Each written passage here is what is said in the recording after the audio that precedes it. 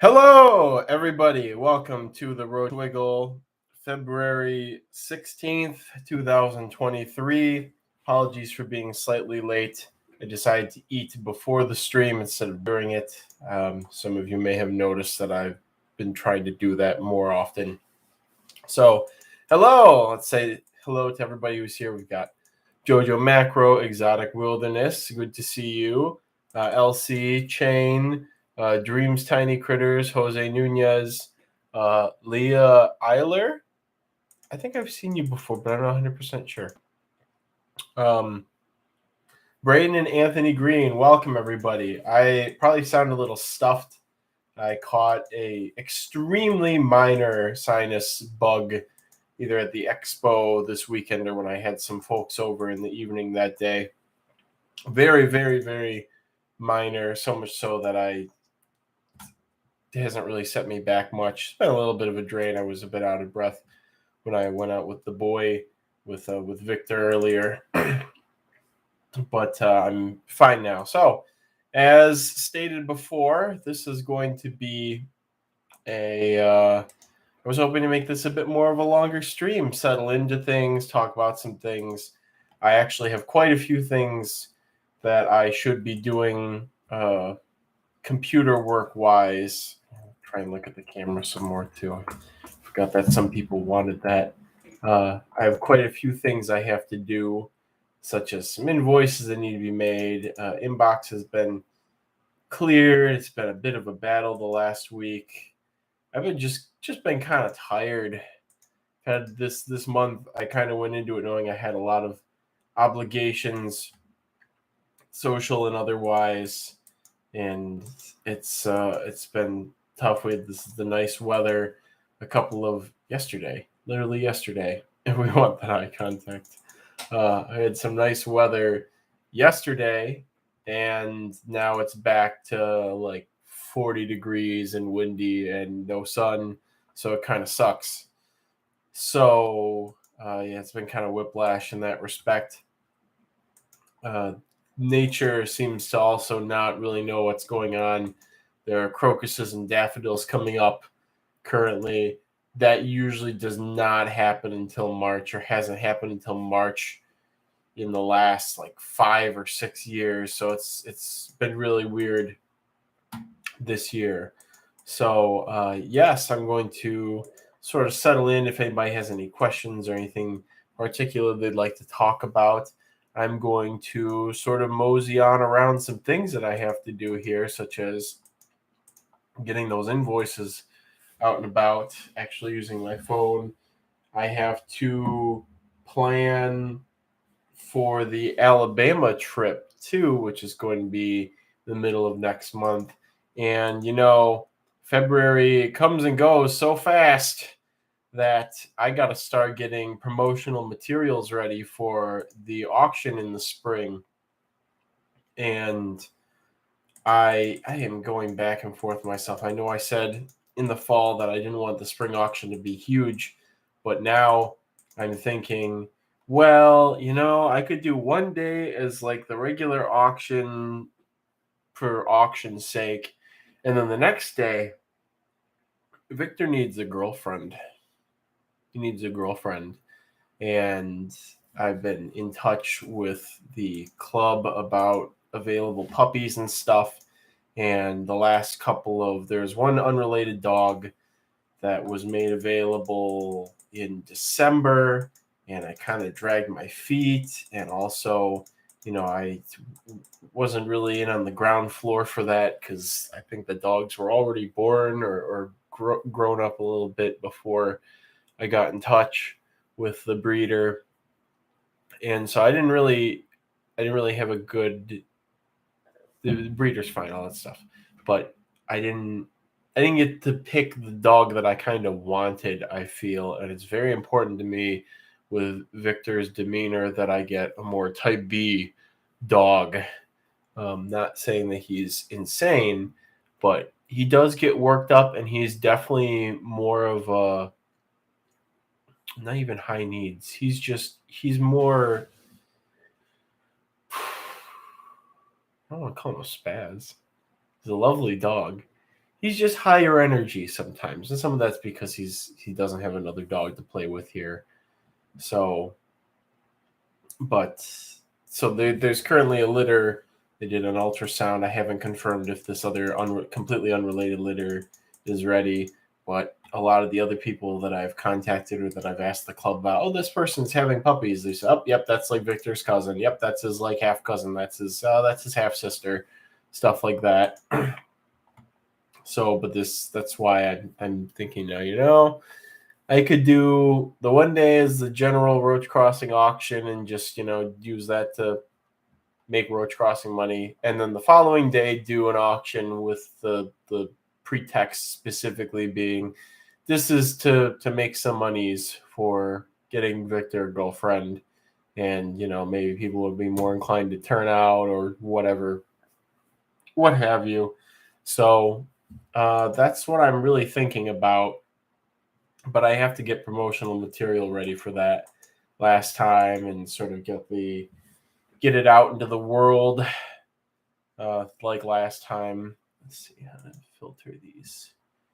Filter these here. I had intended to do quite a bit of driving around yesterday to drop off some orders and stuff. Or not yesterday, tomorrow.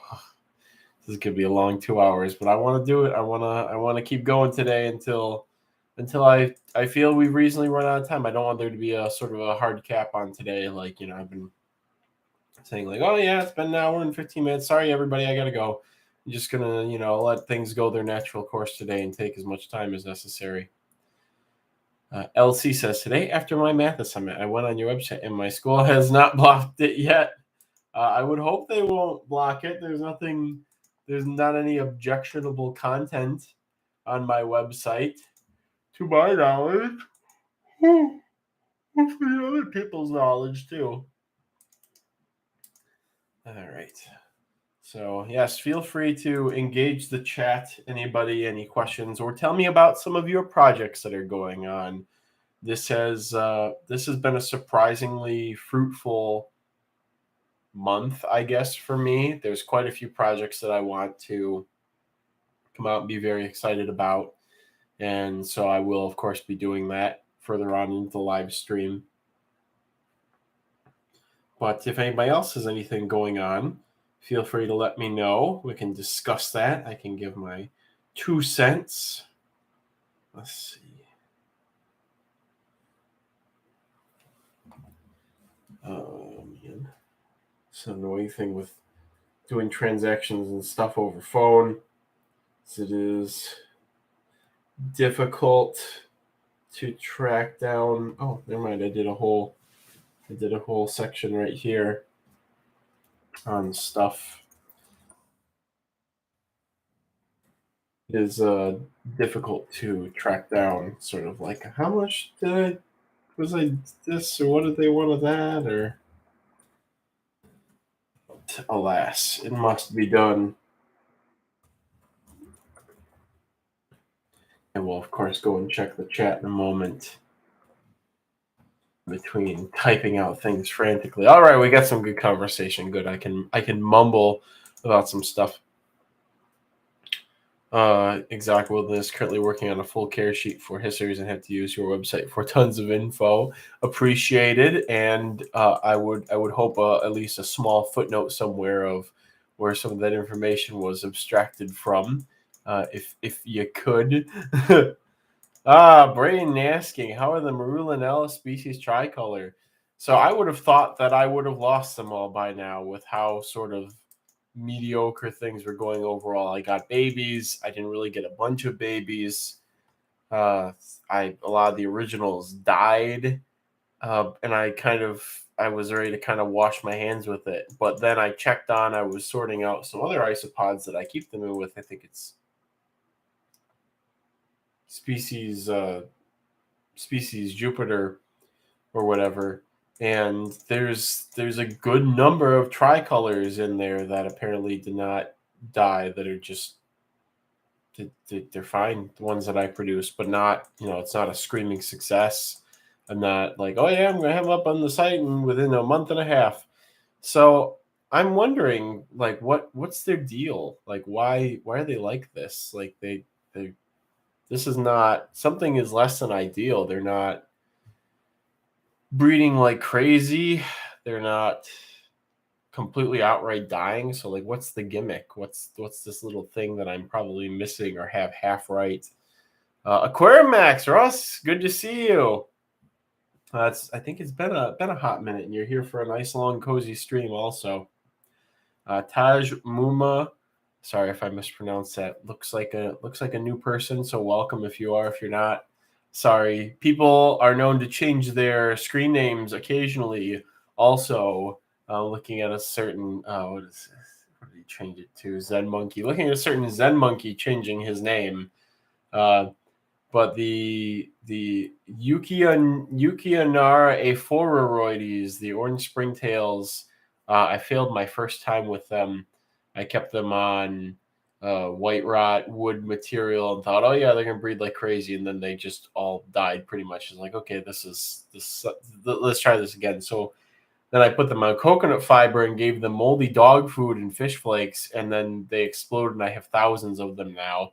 And the reds, which I don't know if those have been identified lately, I know the process was, the gears were turning on it. The reds I'm keeping similarly, not quite in the thousands like the oranges, but still a fair number of them. I'm satisfied with the results. It could be better, but for the amount of effort I put in, it is as good as one could hope. There we go. Jose says, I'm being sent some magic potion isopods, so now I must learn their ways.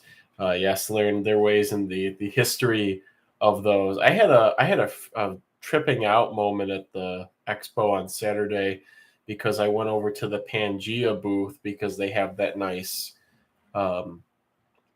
fill a bag at expos where you fill like a cloth bag full of all their scrap cork bark, which is great for me because it's like, this is awesome. It fits into all these containers. I can divide it up or whatever. So, and it's only $20. It's incredible. There's my pitch for that. But anyways, but I went to, it was over at the checkout area, and they have their little glass display thing of some of the isopods that they offer. And I look into it and I see the magic potions, and I just again, I kind of got wigged out for a second. It was kind of surreal seeing them there. Obviously I didn't know if they were from my line, the one true line. One of those pictures they have of the saints in all the like old like Catholic drawings where they like have their hand over their heart and their hand up. It's like the old Roach Crossing original pure true magic potion line. It could be any old mixture of the Japanese Dalmatians and all the other things that have been blended into it, but still it was like, it's interesting. Like, this is a cultural phenomena within this group that like me and Jay started, and it just took off, and it's like it's gone. It's like in somebody else's hands now. And now I'm like those old fish people who have like, that brought in like the weird mollies or guppies or something back in like the 70s, and then now it's like they probably go to pet stores and they see their snake skins and their Dumbos and all that stuff for sale there, and it's got to be kind of trippy to think like, this like, it's out of your hands, like took off into the world like that. So Exact Wilderness says, how are your rhinoceros roaches doing? Any babies lately? I have not gotten any litters for 2023. I'm still working on some of the last ones that I got and need to ship out were just taking forever at second instar, and only now have been molting to third instar. Actually need to send another thing to put on the to-do list. I need to send some people pictures of them because I was like, oh yeah, these are L2s, they'll be ready to go in like a week and a half or whatever, and then they just never molted for whatever reason. So yeah, they're doing well all around. I still have been in contact with a couple of people. I will have some pairs available after the round of offspring. After the round of L3s go out, there will still be a couple of pairs available. And as always with this and things like the Aegigas, it's kind of first come, first serve. So whoever pesters me enough over emails and does it with enough tenacity over a couple of weeks or months, gets the dibs on it, because wait lists do not work for this sort of thing. Pros and cons of Panchlora species as feeders for jumping spiders. Why not just use Phytalia? Why not use pallid roaches? Has been my go-to for adults. I've been experimenting with mealworms lately too, and they like that. They like pyralis moth larvae and adults, but I've been leaning very heavily on pallid roaches as feeders for jumpers and for huntsmen and for mantids too. I've been using a lot of pallid roaches. They're very unassuming. They don't have the false but old reputation of lobster roaches with their sort of tenacity. Again, I've gone over the story of how probably several hundred to maybe 1,000 lobster roaches got loose in my parents' house when I was in high school, and nothing ever came of it. But the pallid roaches seem to outperform them in some ways. They're smaller, they're softer, they kind of move in a more like grabbable to the keeper method. So when you're working with them, it's a little bit easier. They are a climber, but still.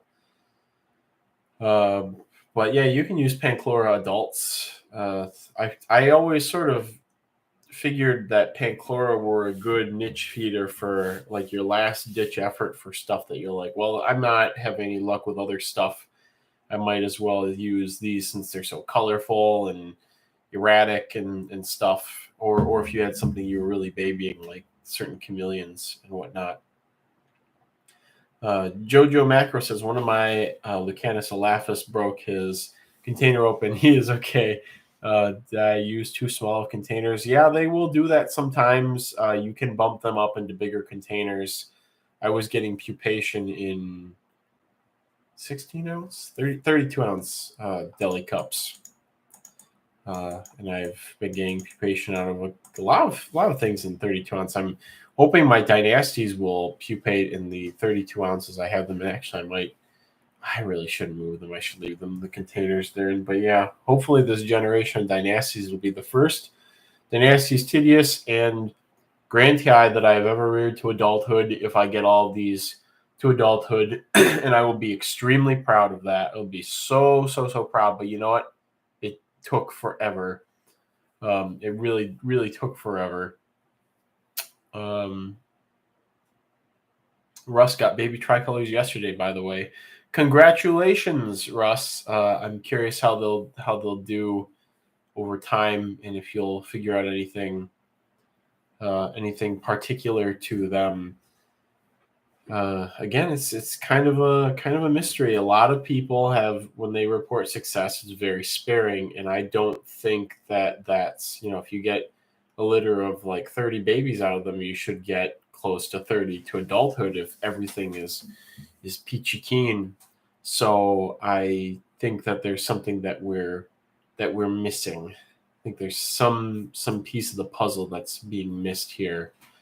Don't know what it is. Temperature, diet, temperature cycling, humidity, light, so many different factors.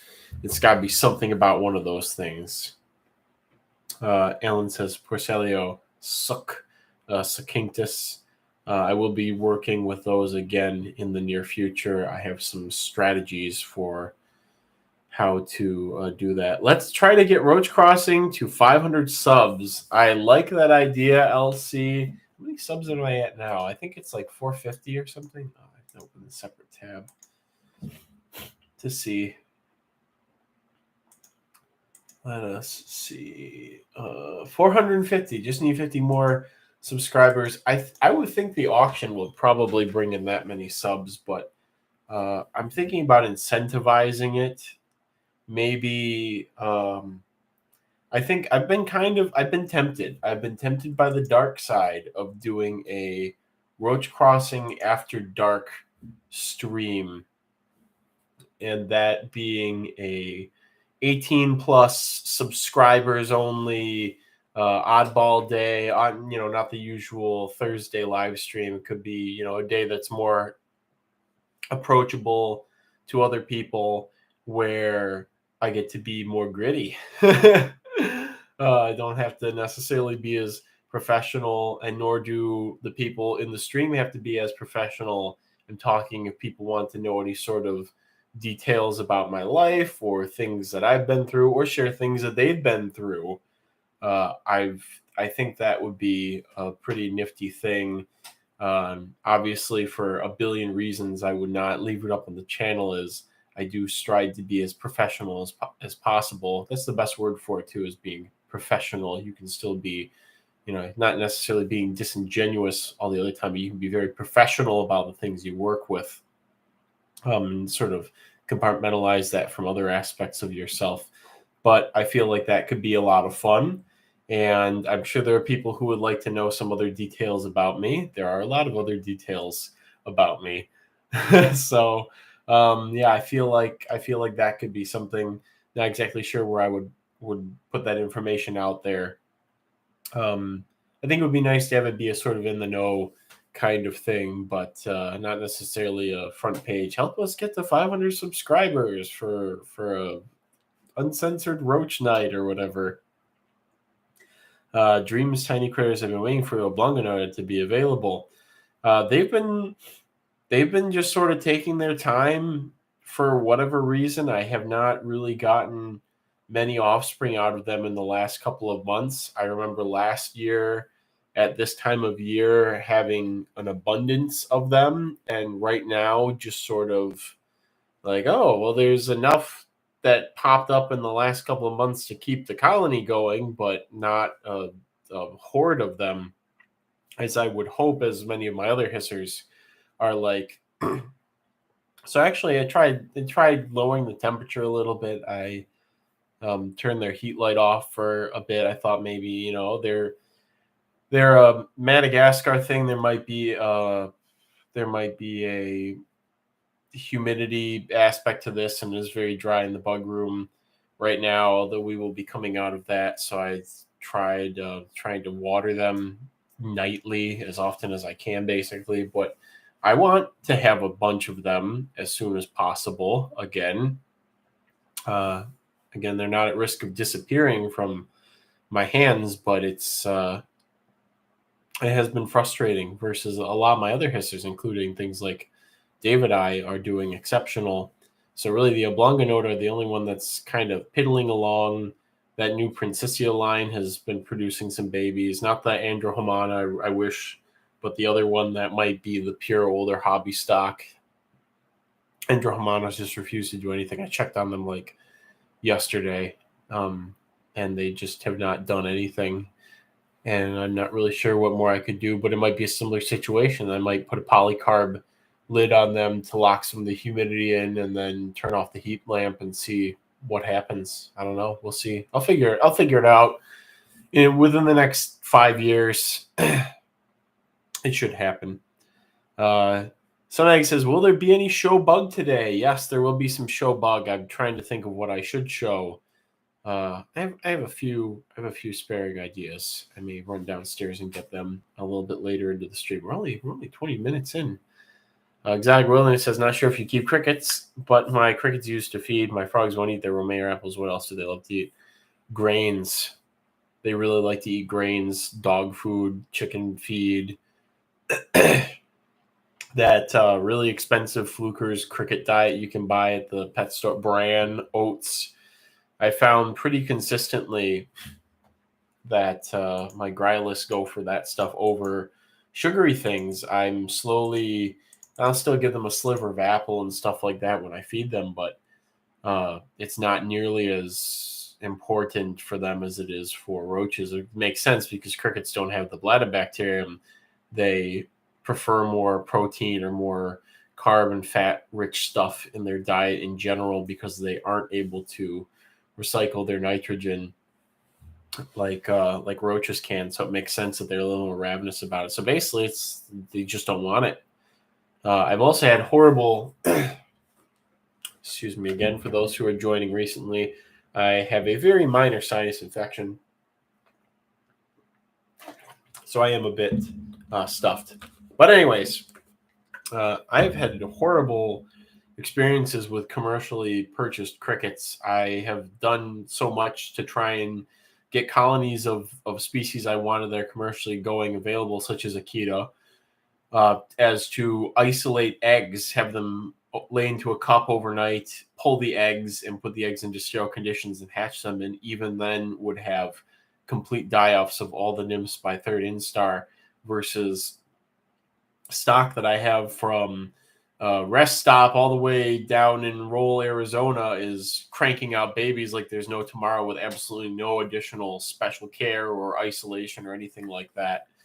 So yeah, the pet store crickets, it's, you can make the argument for it being stress related, but there seems to be something kind of residual going on there. I don't know what it is.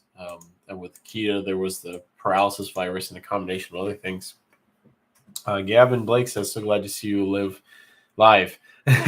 My son was born Valentine's Day. Do y'all think that my dubias and death sentence will be okay until tomorrow? They keep making us stay another night here at the hospital.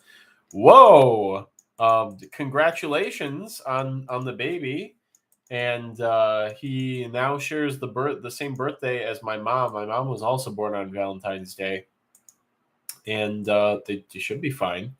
I feel quite comfortable when the air humidity is high in my house, leaving most of my colonies, maybe not some of these ectobioids, or it's these small non-blabberid roaches, alone for like a month or even more if necessary. But I do, sort of stack the deck to make sure they're going to be okay while I'm gone when I do stuff like that. Some eggs seconds the opinion 3 weeks at a time. They're fine. Not so worried about food so much as I am water. Thanks, eggs. I really appreciate it. Yeah, I'm pretty convinced that Blaptica dubia is probably one of the most dry tolerant roaches on the planet. It comes close to a lot of hissers when they're in later instars are ridiculously dry tolerant. A lot of things in that subfamily. I think it's a subfamily. Talking's making my sinuses drain a bit. Oh, I butchered that spelling. Yeah, it's a subfamily. A lot of things in that subfamily are very dry tolerant, but Blaptica dubia is not in it. It's a New World species, so yeah, it's just a ridiculously dry tolerant. That's why they have been so popular, is the non-climbing, non-flying, but mostly you can abuse the crap out of them in terms of improper care and still get some sort of turnaround in terms of, rearing a colony.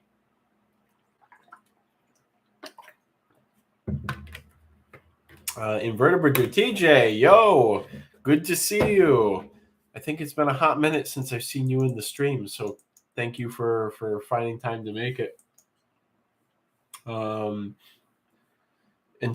uno strigata. Speaking of which, if TJ is still here, is it possible that our uno strigata are a different species? There is a customer who wants to do a swap with me for some things, and they had mentioned having a dry tolerant, sexually dimorphic springtail up for swap. And I thought to myself first I was like, oh, that's really cool. Of course, I don't have that. I've never heard of that. And then I started looking at some of the springtails that have diffused from some of the ones that you've sent me. And I did notice that they seem to, I recalled that they seem to have a dimorphism to them. So, okay, that's good that Rin agrees with you. But I'm just curious because I do feel like some of them are a light yellowish and some of them are that sort of darker gray coloration. But Braden, I don't have any particular recommendations. Yeah, pseudoscorpion could work. Geez, it's hard to recommend like what you can seed into there that would be very happy. Maybe some sort of small spider, perhaps even. Pseudoscorpions, you probably go with something that likes it kind of hotter and drier, like something in Chilifer D. It's a good question to talk to Will about. I think Will just posted something a couple of days ago, or at least he told me the last time I saw him that he was going to post something.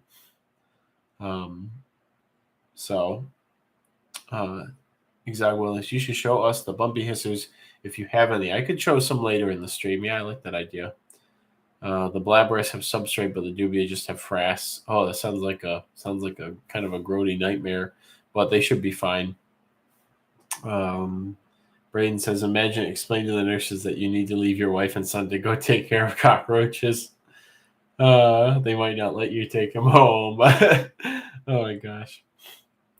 Jane says, my humidity was about 30% the other day. I put carrot slices in. Oh man, I forgot. PayPal logged me out of my thing when I was making that invoice that I was saying I was going to do earlier. I hope it didn't. I hope it saved. It did not save. Oh, yes, it did. It did. Okay. I'll finish this up in a sec after I finish catching up in the chat here. I put carrot slices in some dryer bins. They were shriveled the next day. Yeah, that is so dry. It's 55% in here, and I watered, and there are definitely some things that are feeling the dryness, some things that I should have prepped ahead of time more for, such as some of my Spanish isopods are definitely sort of like dry heaving at how dry it is. There's a non-zero chance I could lose my Magnificus from this dryness, and I mean I could work harder to try and prevent it from happening, but like I just have so much to do right now, and yeah, I'm gonna do the bare minimum, and all they have to do is make it about another month and a half, and then everything will boom again over the summer when it's stagnant in here. So yeah, the TJ, that's why I figure where you say I've noticed dimorphism in mine, though not noticed it, but yellow ones are normally just new. That's what I had figured initially. Was that they had their scales rubbed off, they just molted or they're about to molt. You know, some inverts can look different when they're just about to molt. Green says, how long would you say histers can survive if the substrate has dried all the way? A very long time. If they are late instar or adults, they can survive quite a while in those conditions, and even longer, and be just fine reproducing as long as they can get their moisture from something like apple or some sort of food. But the polycarb lid approach has definitely helped out quite a few colonies this winter. I am not concerned about my last year I was freaking out about Darapeltis. That's not an issue. I was freaking out about there's a whole thing last year where I was like, oh, Wolbachia, these Pyralis are spreading a Wolbachia and it's incompatible with the roaches sterilizing them.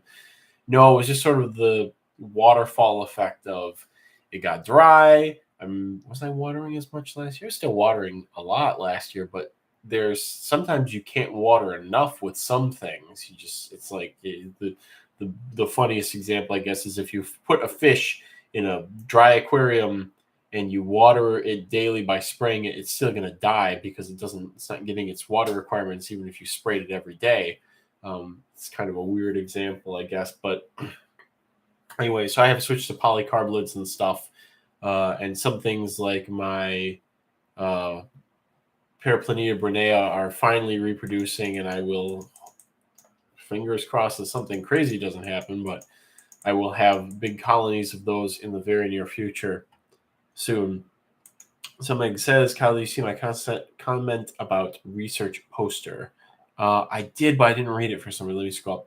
If someone were to do a research poster on Blatodia of Eastern U.S., would you know of any good resources or specific cases of interest? I guess, what exactly do you mean by a research poster? I love that idea. It's something that I've toyed around with before, and I would need more time and more money to make something like that come true the way that I see it, where I would go to different places and get a picture of the macro habitat and then the roach, and then sort of superimpose all of that onto a large map of the United States and I don't have the time or the funds for that. Honestly, primarily the time, because that's like months worth of work and a skill set that I don't necessarily have. But maybe eventually. Alan, I need to publish Cockroaches of Alabama paper at some point. There hasn't been too much done on roaches in North America in some time. I mean, honestly, when I hear that, what I think of is Alan's work with, didn't you publish on Botella Vega being in Alabama, Alan? And I think of Heidi Hopkins' work doing the revision of Aaron Vega, and that was in 2013, 2014, or something like that.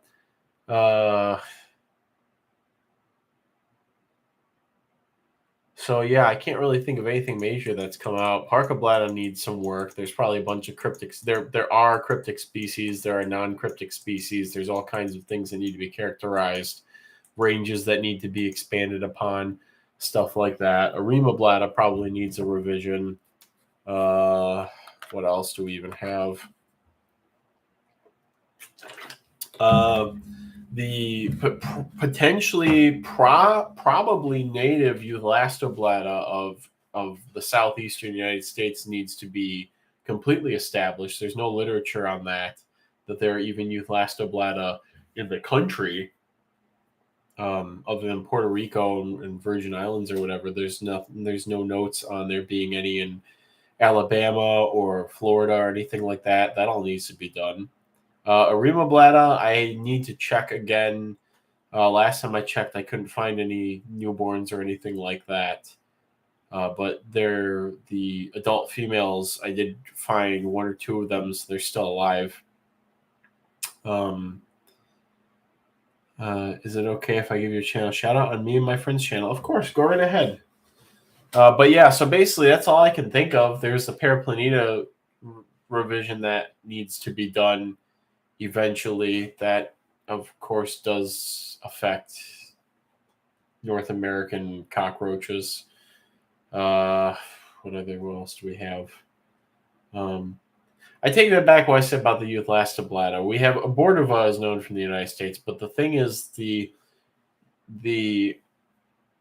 two species or entities that we know of in Florida are so different from that it didn't even come to mind that they were in the same genus. I think Alan said he thinks that one of these entities might be in a Glauterix, actually. So basically, there's a lot of just little nitpicking things that need to be examined or looked at or characterized, but I don't know of anything in particular other than Heidi's work. Heidi's very comprehensive revision of Aranavega that still needs all the life history information on pretty much every species of Aranavega. So, but okay, I gotta get this invoice done while it's still on my mind. I gotta finish this up while it's at the forefront of my mind, because otherwise I will forget about this. I did have some more information from sort of the battlefield for figuring out stuff about our captive colonies of stuff.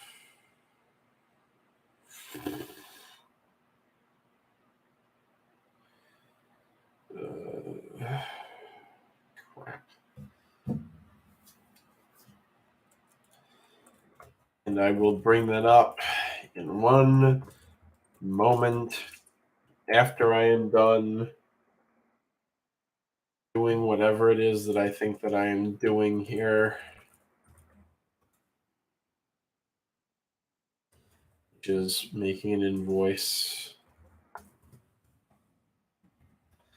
While I'm writing this invoice, I must also remember something else that I'm forgetting. How the mind works. Anybody who wants fire brats, the locality stock will be available very soon. 40 of those, okay. The colony is taking off. It was actually something I took a risk with. I ended up putting a polycarb lid on the culture while keeping it simultaneously dry to sort of bump the air humidity without creating any condensation. And it seems to have worked out quite well, and they are thriving. And I will remove the polycarb in the summer, blah blah blah, air humidity, blah blah blah, ventilation, blah blah blah, all this other stuff that I usually go on and on about.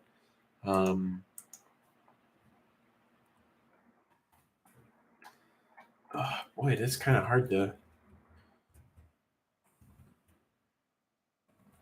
do two things at once.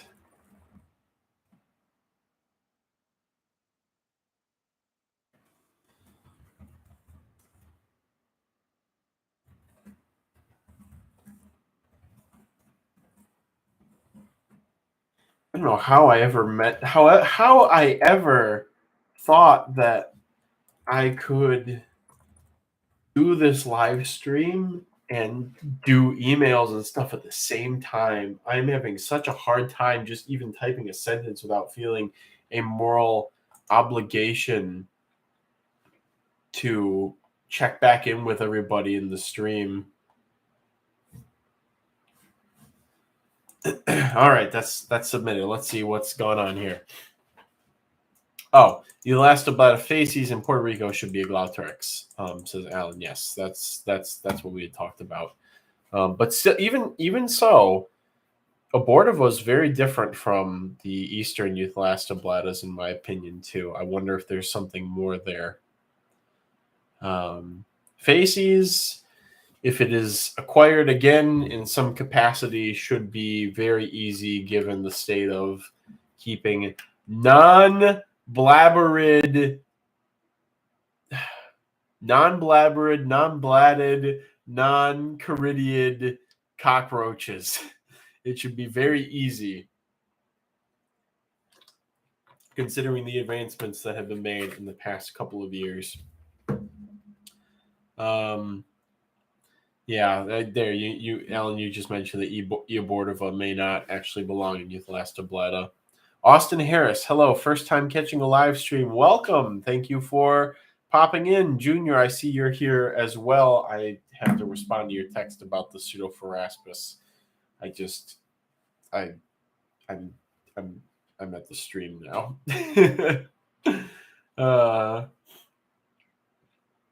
Let's see. How are regulations on shipping aquatic organisms across state lines?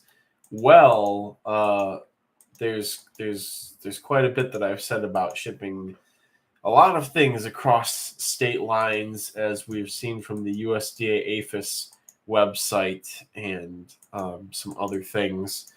I don't think Nate ever pops in here, but Nate is currently working on stuff for the USDA APHIS with isopods and what things are at risk and what things aren't. But for aquatic stuff, there's a lot of states have state level legislation on things, which makes it a lot less hazy than some of the federal levels of stuff. And so, for example, in the state of Michigan, I may have mentioned this before. We have very specific legislature about a handful of species of things. A lot of them are cold water fishes. A lot of them have names that sound kind of like they are fish names. I have to pull up the list that I have of these because I found it highly amusing. So in Michigan, you cannot keep several fish such as various species of the Asiatic carp, the ones that are obviously they're watching for in the Great Lakes currently, like the big head carp, a lot of things that are already in the state of Michigan that they don't want moving around, like the different gobies that are introduced, but also some things that I think people would have wanted to introduce for ponds for various reasons. And those fish have such humorous slur-esque names as Ides, Ruffies, and Tenches. And so those are several other fish you cannot own in the state of Michigan. Recently, they added to the list of things the marmorcrabs, the marmorated crayfish, which of course was added, I think, 5 years ago, or perhaps a little bit less than that, after those had already been surging through the aquarium hobby for maybe a decade or more already. So very good job. Procamberus clarkii, which is, I will not be a fatalist, but is probably kind of a losing battle, because by the time that they listed the red swamp crayfish, they had already been reported from several rivers and ponds and whatnot, specifically here in Southeast Michigan. But obviously, the idea is, with some of these, the most recent listings, is it is damage control to prevent further expedited spread of these species until strategies can be devised to manage their populations, or to mitigate the ecological impact, the ecological and maybe economic impacts that they will have on the systems that they get into. But I'm trying to think. There are a couple of terrestrial things on the no-have list. In fact, I will pull the list right now. Michigan, uh, illegal to possess organisms.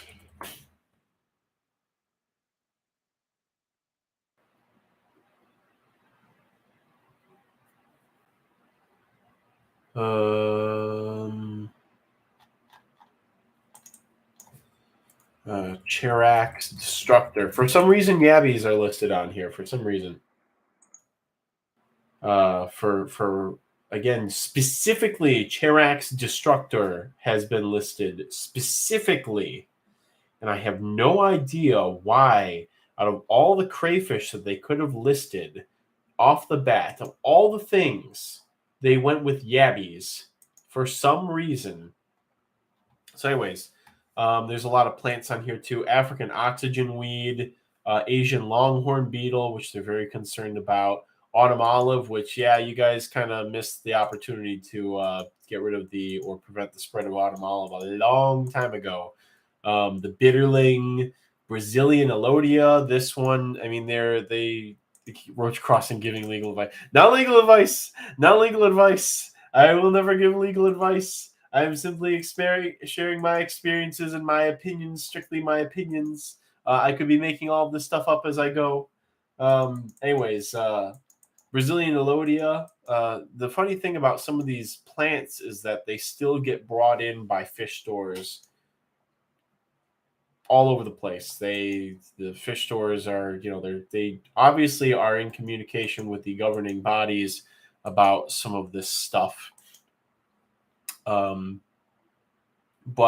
whether they're getting their plants from Florida or they're getting them from other parts of the world, I mean, last year we could go into fish stores and we could find red swamp crayfish still for sale, and they really cracked down hard on the red swamp crayfish and on the marmorcrabs as well. There was probably a big thing where an agent went around to various stores and very heavily cracked down on things at the state level, not necessarily at the federal level. You can still find things that are federally listed still in pet stores, such as giant ram's horn snails. You can still find those available fairly readily at different fish stores. Some other stuff: brown garden snails, big head carp, black carp, grass carp, silver carp, Carthusian snail. I have no idea why this is on here. Curly leaf pondweed. This one's again very readily, very easy to find invasive plant that I've known of, and it's always been listed in the state, I think, too. Cylindro. This is one that I find very interesting, because this is where you I feel like there's a weird philosophical thing that you could talk about in this particular situation. But Cylindro, which is a cyanobacteria, how will you make sure every person in the state of Michigan does not have a cyanobacteria on them? You could have a puddle in your front yard. You could drive through a puddle anywhere and pick up this speed. How will you prove that somebody does or does not have? Obviously, this is for if there is a drainage ditch or something in a shared property and there is a cyanobacteria bloom in there, they can get you for that somehow, it would seem to me. But it's an interesting philosophical thing. It's like at some point, you know, is there something, you know, what is the most insane thing that you could kind of slap on here to regulate? And this is a cynical, snarky examination of the stuff that's on this list, because this is a very important thing that needs to be done, because in the first place, just having legislation discourages people from doing things, and there are people who may want to just release things all willy-nilly and whatever, but it does set an interesting precedent for something like this. A cyanobacteria, something that you could grow in a cup on your sink top from spores that were present, or I think cyanobacteria have a dormant spore. Spores that are just present in the air. You know, it's how reductive can you be and still enforce these kinds of things? But then there's a Eurasian water milfoil, European frogbit, flowering rush. And one that is extremely interesting, which they put on here, obviously due to federal precedent, is the giant African land snail, which is probably not of any sort of risk in Michigan specifically, because our winters are just so cold. But it is interesting due to the federal precedent that they went out of their way to specifically list this. Giant hogweed, giant salvinia. Giant salvinia still can get that from pet stores, comes in all the time. Girdled snail, golden mussel, heath snail, no idea about that. Hydrilla, I don't think I've ever seen that. The Japanese knotweed, which is also funny because I can drive through my hometown and people still have like huge stands of this that they planted that are right along the road in city property on major, not freeways, but major roads, where I am absolutely certain that a DNR or Michigan agent of some sort has driven by that patch, and it is still allowed to persist there. Misgurnus anguillicaudatus, the Japanese weatherfish, which you can still buy at various Asian grocery stores, and at some pet stores too. Killer shrimp, Dichrogammarus villosus, the marbled crayfish, Procambarus virginalis, the marmor crabs, New Zealand mud snail, northern snakehead, the nutria, parrot feather, Phragmites. This is turning into a very different kind of stream, but it's okay because I kind of said we'd take our time today. I'll go on a Phragmites rant in a second here. Chain says, I'm more concerned with worms, leeches, amphipods, and planktonic organisms. There are way too many amphipods and aquatic isopods I keep ruling over in iNaturalist. Look into your call your state before you do anything and see if there's anything at a state level, at a federal level. Again, if it's not on the USDA APHIS list and it's considered to be a threat to agriculture in any capacity, you're not allowed to do it by letter of the law. You have to go in there and see what's on. It's so specific on that list that they have fungi, even they have fungi and bacteria listed on that list of things. Some eggs be going to the nursery to buy giant hogweed. And I collect cyanobacteria cultures too, but I do understand their ecological health and economical impacts. Yeah, but it's one of those interesting things where it's kind of like making it. It's like kind of like trying to stop the tide, I guess. The cat's been out of the bag on some of these things for so long, and they're dandelions. It's like dandelions aren't on there because I feel like that would be kind of making a mockery of the system. They're an invasive species, obviously, and honestly, seeing autumn olive on there, it's probably primarily because they don't want it being commercialized and planted. Not necessarily because they don't acknowledge that, oh, hey, it's everywhere already and it's a horrible problem. It's more like, well, in places where we manage it or where people remove it, we don't want people putting it back there, or we don't want it spreading or we don't want it making, I don't know, you just want less of it. They don't want it to be planted because it could turn areas that are medium risk into even higher risk, or high risk into highest risk, or something like that. Same with the giant hogweed though. They've cut their finger down on that pretty easily.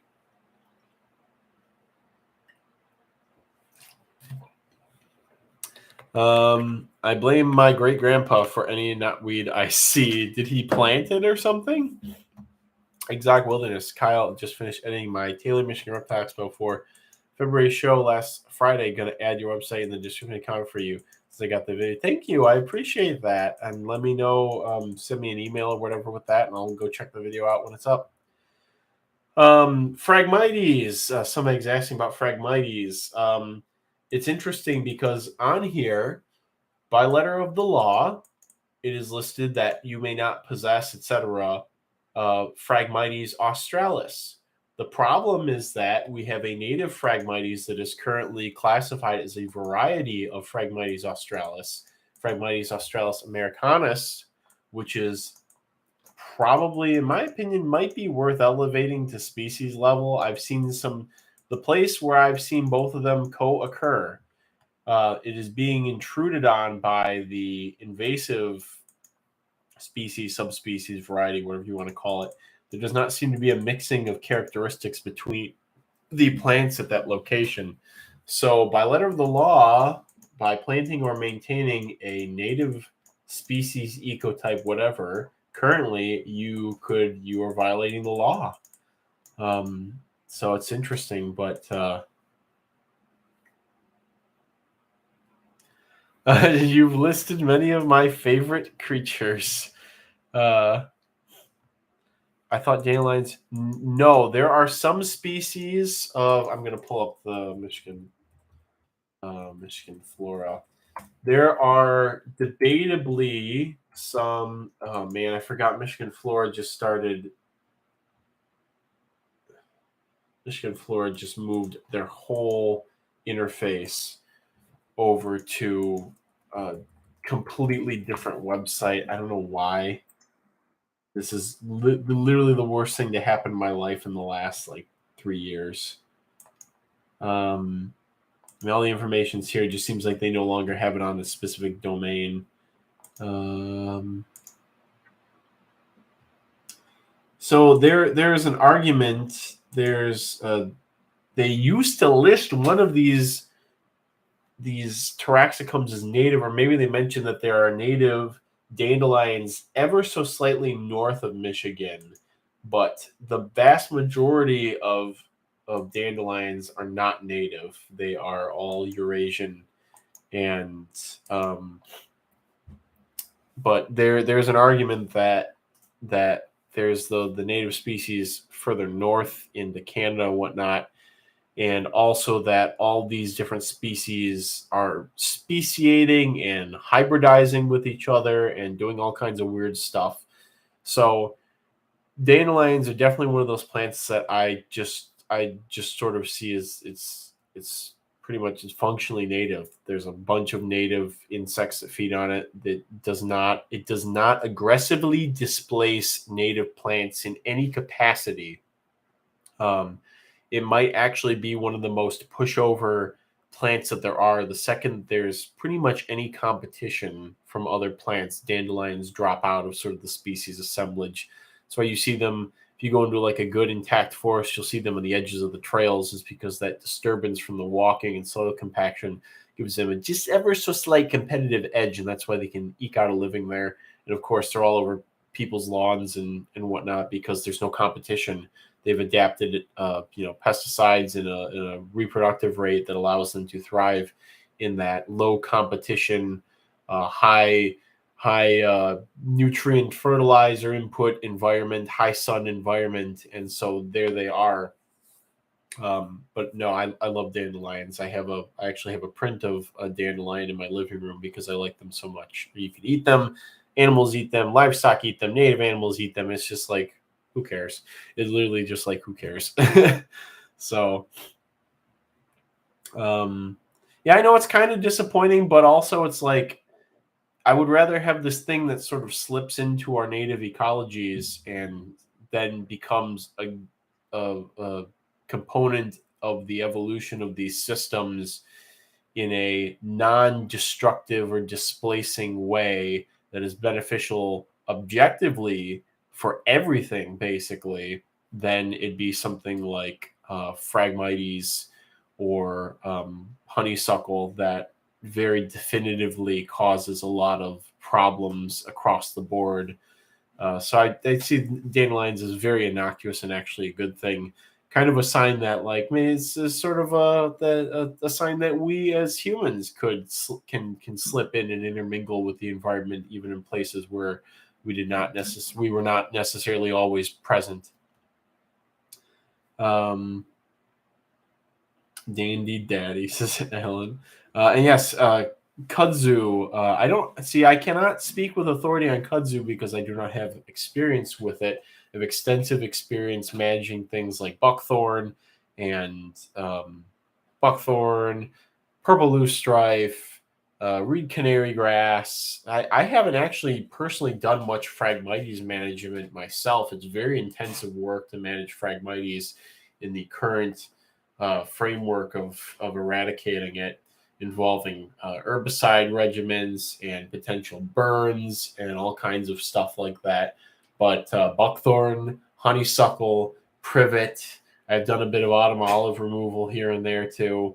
Japanese stilt grass. I was involved with some of the first responder responses to that when I worked with creating sustainable landscapes. We did stilt grass spraying for several weeks in the fall, spraying, burning all kinds of stuff on private property, and mapping it, and sort of just being. We were literally, we're at the very start of the invasion of the stilt grass in that area, and so yeah, seeing that was like, there were some high quality forests where it was sort of mingling with other stuff, but then you ask, given its history, how long will it do this for until it just swamps everything else?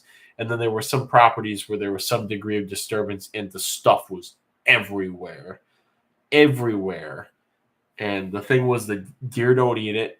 I bet sheep or goats could be a decent way of getting rid of it, but other than that, it was just herbicide everywhere, herbicide everything, burn everything if the property owners didn't want herbicide to be used. It was a lot, and that's how it goes.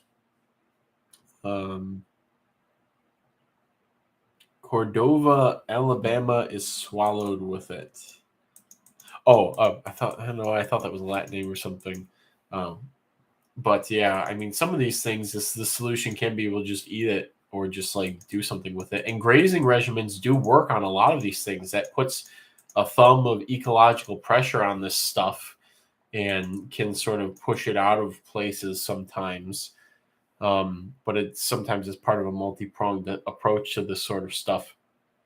Exotic wilderness, kind of a change in Thompson. What do you recommend for cave roaches for their enclosure? A tank, acrylic enclosure, just a plain old sterilite bin?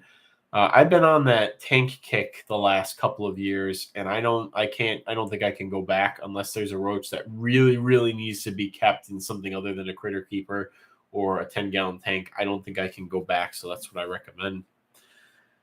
Chain says about the knotweed. He took some rhizomes home from his tour in the Navy and gave to my grandma, and they grew like crazy along the creek all the way to the Mississippi River. Oh man. Yeah. Yep, it'll do that.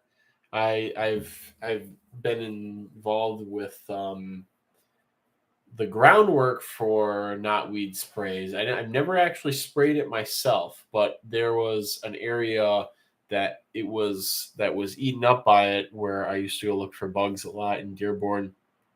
And Rick Semick from the Environmental Interpretive Center had done some reading that it was found to be very effective to simply knock the canes down in May, like the living canes, to simply knock them over, leave them, and then as resprouts started to come back up later in the summer, to spray them and then keep up a spraying regime.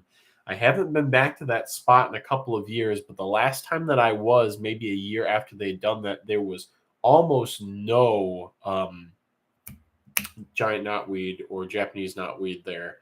And so that strategy was good. Now, the city of Novi had hired Creating Sustainable Landscapes to do some work on giant knotweed or Japanese knotweed, and they they only had a certain amount of time, only a certain amount of money to manage it in this one location, and so they sent us there, and we basically spent several days just cutting it down with there's a rotating reciprocator with a reciprocator. And it just days and days and days of doing that. And I don't know if there was any follow up. We piled it up, and that's all that we were instructed to do. I don't know if there was any follow up, and I haven't been back there to see if hey, did it actually work in any capacity just to knock it down a peg. But yeah, man, that stuff and Phragmites will just go. At least the knotweed is usually in slightly drier sites, like with the roots just sort of wet. The Phragmites, it can be in marsh, mud, and swampy areas. Much more of a pain to work around that sort of stuff. But also interestingly, some arguments to be made. Not pro-invasive species. I really hate pro-invasive species arguments. That's not what I would try to make here. But sort of a different perspective on things is the world that we live in now is very different from the world that was here in the 1600s. Even after Westerners moved into North America and South America, and even after various diseases wiped out of it, when you hear the figures, it's like knocked the native population down to like 5 to 10% or something of what it was pre-arrival. Not even, disregarding all the cultural and the war and the genocide and all of that stuff that happened, just even forgetting about that, just simply the introduction of diseases that the Native Americans had no immunity to completely wiped out a lot of their population. And before anybody moved west, there were entire swaths of places that were basically post-apocalyptic, where places that were landscapes that were burned and managed and farmed and all kinds of things were done to them were just completely abandoned and ghosted because all these people died, and then the new mini civilizations sprang up from that before Westerners came across them. But basically, there are places that had all kinds of species and different ecosystems that we destroyed or over harvested from or inevitably changed and whatnot. And so when I think about some of the stuff, I kind of consider is there something that was missing here that this plant is trying to fill? These ecosystems. Was there something filling this role that was native that's no longer here?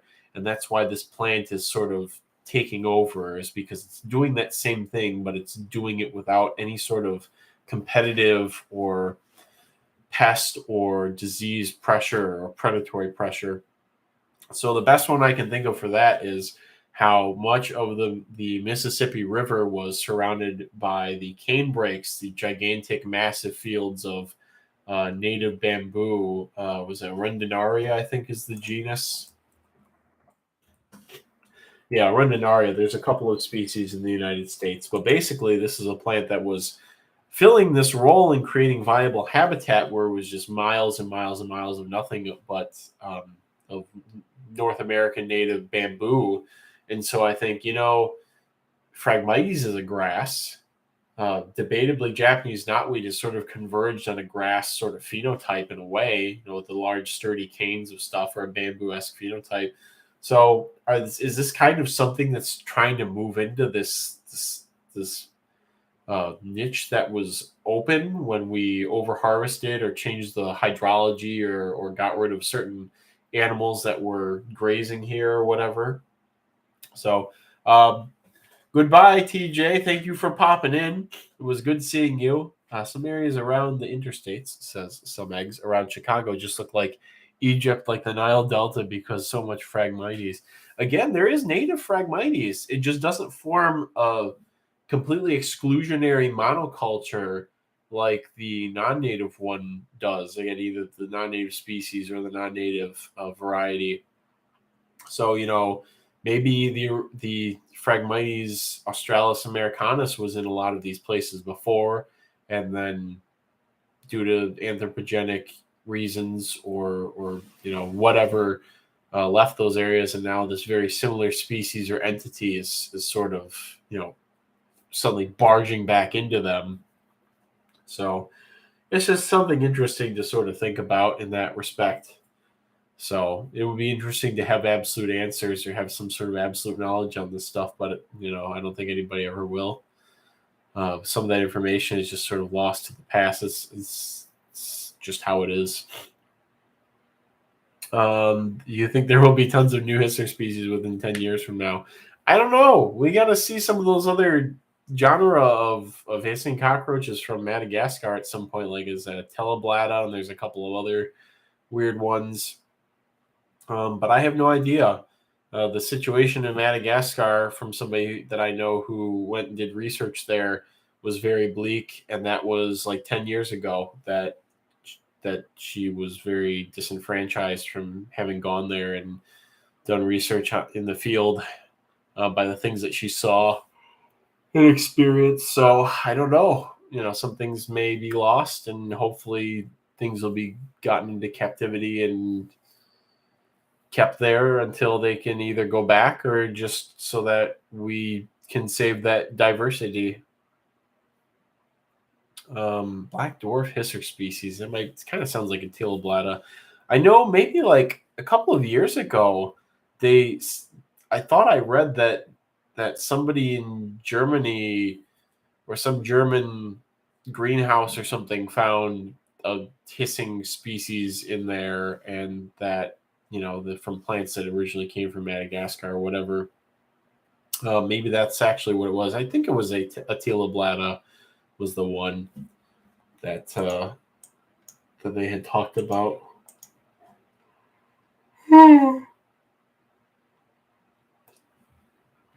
I just pulled up the I was going to close the tab with the prohibited and restricted species in Michigan, and they have some other stuff like this other fish, the rudd, RUDD, and sus scrofa.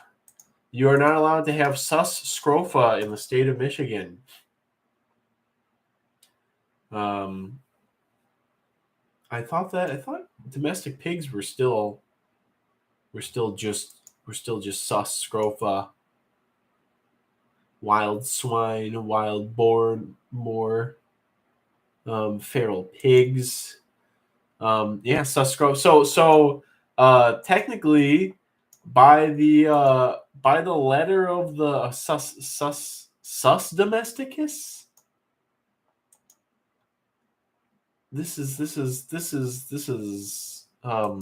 is debated science currently, whether or not domestic pigs are their own species or not, but also just the fact that they apparently readily hybridize with wild boars and whatnot. And it seems like it's still up in the air, but you would not be entirely out of the current taxonomic system to call pigs sus scrofa instead of sus domesticus. I'm going to go crazy having to say this.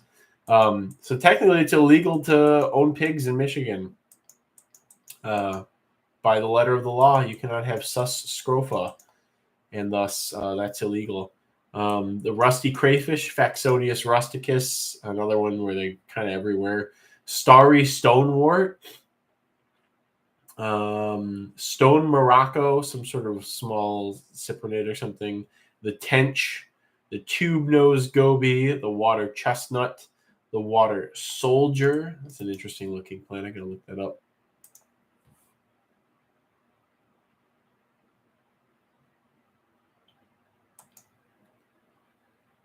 Looks like it's very closely related to like duck potato or something like that based on the flower. Wells catfish, wrinkled dune snail.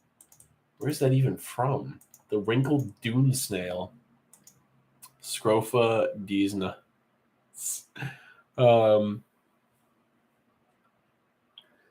Starting out 10 or 15 gallon weather tight for dwarf white and dwarf purple. Either's fine. You go with whatever you feel like. They will both fill it up eventually.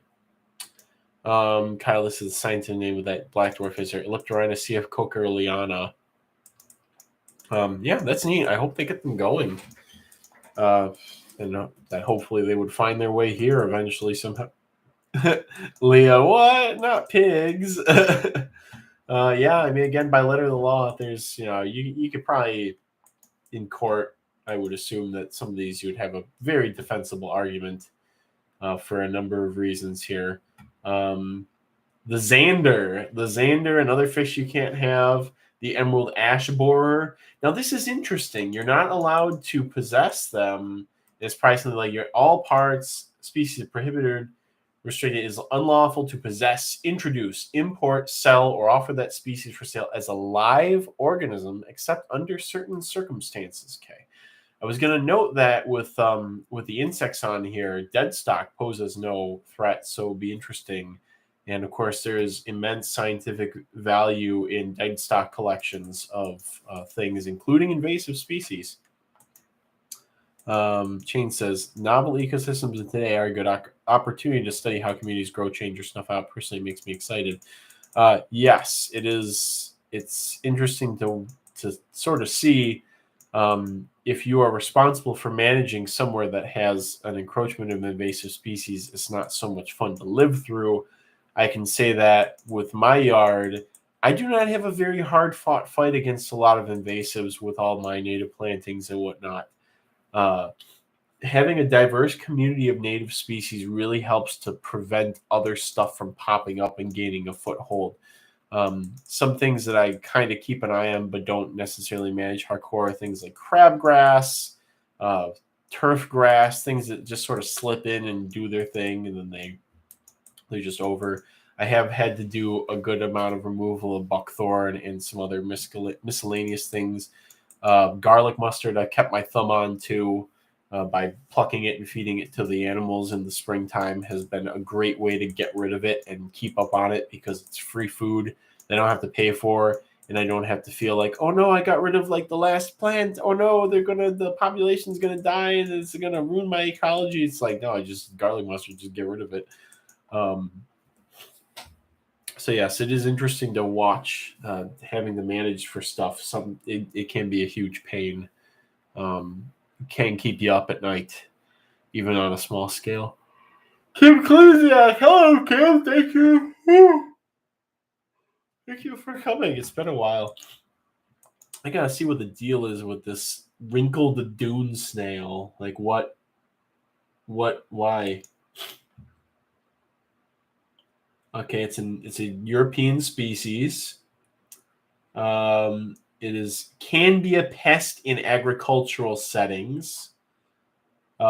This definitely seems like it was a proactive move. It's like, what are some things that climate match to Michigan's climate? Okay, what are some things in databases about restricted species of gastropod or whatever? And it's like, wrinkled dune snail. Let's list that. There's no economic or other reason not to. Eurasian collared dove is illegal in Michigan too. I know I think there's Eurasian and African collared doves. I know I've seen at least one of them for sale in pet stores, and I have seen one or the other in the wild too. But of course, as we all know, everybody's favorite dove species, the pigeon, is everywhere and will forever be everywhere. Me keeping my pet emerald ash borers, says some eggs. Man, you'd have to be, if you could actually captive breed emerald ash borers, you would actually be quite the hero, because I was and still am in contact with somebody who was the lab manager for one of the Michigan emerald ash borer research labs.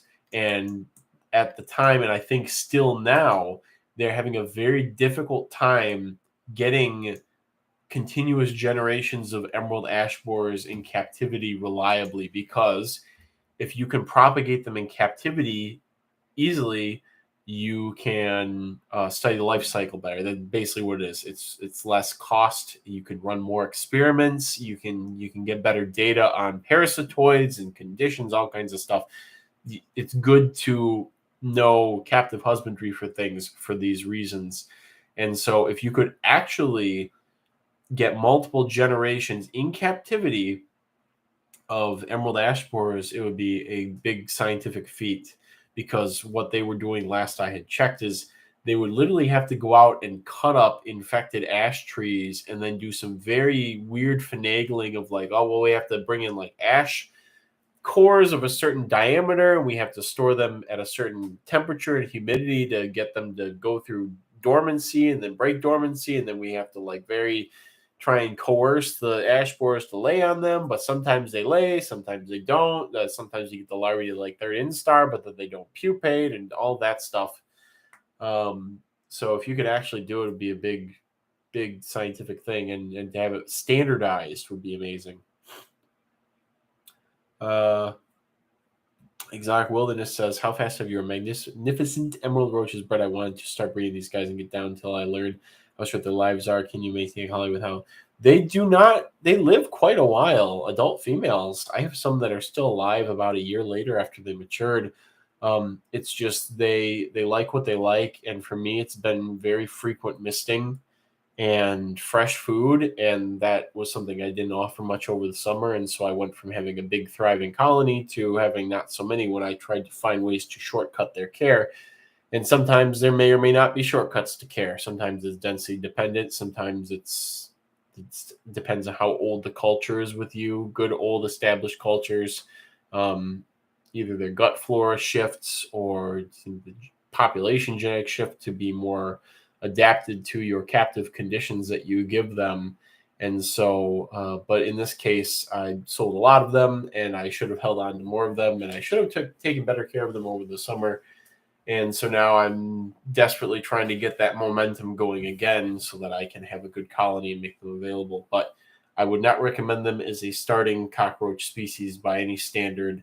I would definitely try to get your experience in with some things that are semi-similar. Paranophyta kind of have semi-similar but more forgiving preferences. Something else that's kind of like Magnifica and care.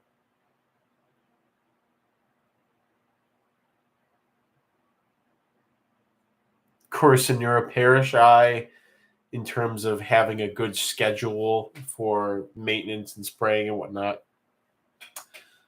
Dreams Tiny Critters. Would you give a heat mat light for isopods if you lived in the Pacific Northwest? Depends on what your household temperature is and what isopods you're keeping. Dwarf whites and dwarf purples, probably not, as long as it's above like 68. I would think a live host would help. Well, that was the thing, Shane, with the emerald ash borer, is that they would core or they would cut up ash trees of proper diameter, live ash trees in the fall or early spring or in the winter, and bring those cut up into captivity. And then by whatever horticultural means, they would have live wood that they could get the suckers out of and whatever, and they would work with that. So it's not like they were using dead ash trees. They were using live ones, but it was a very clunky process, but it's the only process that they had. And I think to this day that they still have. Uricos Decipiens are kind of vaguely similar to Magnifica in care. I'd say about kind of like with the humidity, but they might have been doing well with the humidity locked in with the polycarb right now. Needs host of a certain size, says Kai, thus it's a pain, in reference to the emerald ash borers. Somehow they can tell that whatever they're sitting on, the ash tree is not large enough to sustain their babies or not, somehow they know the diameter of the tree when they land on it, and that's why ash trees will not go extinct. They're gonna have to evolve. They're gonna have to adapt to this new pressure on them until something wipes it out or it goes away. And so you see ash trees that are reaching sexual maturity at a small size, or just rather, there are a lot of baby small ash trees right now because of the loss of the huge ones opening up light at the forest floor level, and then seeds in the seed bank or trees, small trees that we're waiting are starting to grow. So ash trees of the various species that are affected, blue ash, green ash, white ash, etc., they're always going to be around. It's just a matter of whether or not they will be the massive, mighty, impressive trees with just the perfect bark. Oh my gosh. Ash trees have like the best bark for rearing like all kinds of bugs. It's literally perfect. It's sturdy, it's nutritious, it has just the right shape and depth and variety of cragginess to it. It really is like the perfect bark for rearing stuff. So, but it is what it is. Zach Wilderness asks, I also have another question. Do you collect your wood and rotten wood from outside? If so, do you sanitize and clean your wood so that parasites and pests don't invade your colony from the wood? Sometimes I go out and I collect bark. I can't pass up a nice stand of bark that I find. So I'll bring it in, I'll sterilize it by boiling it, or I'll desiccate it completely for months, like almost upwards of a year, or I'll bake it in the oven at like 300 to 400, depending on how dry it is, for like a half an hour or more. I've been making most of my own white rot wood lately, and it's been working quite well. I may have to test it against some wild collected white rot wood at some point to see, because there's some things that do seem to like the wild white rot wood more than the captive stuff that I make, but it might also be how it's presented. So I might have to do some tests with that later. But lately, I haven't had to go out and get my own rotted wood. I've been doing a lot of propagating of it myself. But bark is still something I've been buying cork bark from the expo. It's been cheap. The quality's been good. I rinse it off really good. Things have been liking it. Really good for big bulky stuff like hissers. When you get a big chunk of it. Not the best for isopods because they don't really seem to like eating it and whatnot. So not always the best for isopods, but for big roaches, for small roaches too. So I can have pieces of it in with some of the little ectobiid roaches. Jane Coughlin says, like many symbiotic fungi, Bolides to be an example. Fungi animals are not so different. Braden says, I've been using cottonwood bark recently. Seems pretty good. I've used it on and off. Things seem to eat it pretty quickly and pretty well, but it's very hard for me to find good, sturdy pieces of cottonwood bark. A lot of it here, it splits vertically, so you get longer, thinner pieces, which I don't necessarily use as much as a horizontally thick piece, or both dimensions basically. Dreams, tiny critters. Okay, thank you. That helps a lot regarding the dwarf isopods. I'm just getting into keeping. I will have to add a heat mat. My house does drop below 60. We talked in some emails. Was Drew? Oh, I remember it. I remember. Rebrand. LOL. Yeah, but dwarf whites will take that. I mean, they're found in places that get that cold for at least part of the year in Florida, or can be. But you just won't see you will not see nearly as good vigor and breeding as you will is in the mid 70s out of that species. So I'm going to go ahead and close the list of prohibited and restricted species in Michigan. Oh, I will give a little special story actually about one of these that I didn't mention earlier. Yellow floating heart, Nymphoides peltata. So at U of M, there's the big rose garden pond, which has been allowed to be reclaimed by nature over the past few decades. It was where I would go when I was younger to do the programs at the Environmental Interpretive Center. They would take us there and we'd catch all the pond stuff and look at all the cool bugs. Amazing programs. They still do those programs to the day. Rick and Dorothy, who taught me when I was younger, literally still do the programs. A wonderful, amazing preservation of this naturalist culture and inspiring probably millions at this point of young minds. Just amazing. But anyway, so for a long time, there was this very abundant plant there that everybody just kind of thought was, oh, this is one of the bull lily species. Nobody ever really thought much of it. And so we did a bio blitz one day for somebody's field biology thing. I was not in field biology, but I wanted to be there because my friends, Will was there, friend Lizzie was there, etc. It was like, cool, we'll do a bio blitz and we'll have fun and we'll goof around and ID all this stuff and get this information. And so while I was there and I was looking at these things that were flowering, I was like, this doesn't key to any of the bull lilies, but like everybody, all the higher level naturalists were like, oh, it's probably a bull lily. It's a late native lily pad thing. It was like, okay, yeah, I guess, But then eventually, I don't know how, maybe I like when I got more immersed in botany, I looked into it further, remembering what the flower looked like and all this other stuff. And at some point I realized, oh, this isn't a nufar. This is this thing called yellow floating heart. And then I brought it to the attention of Rick Simic, who's in charge of the natural areas management and whatnot there.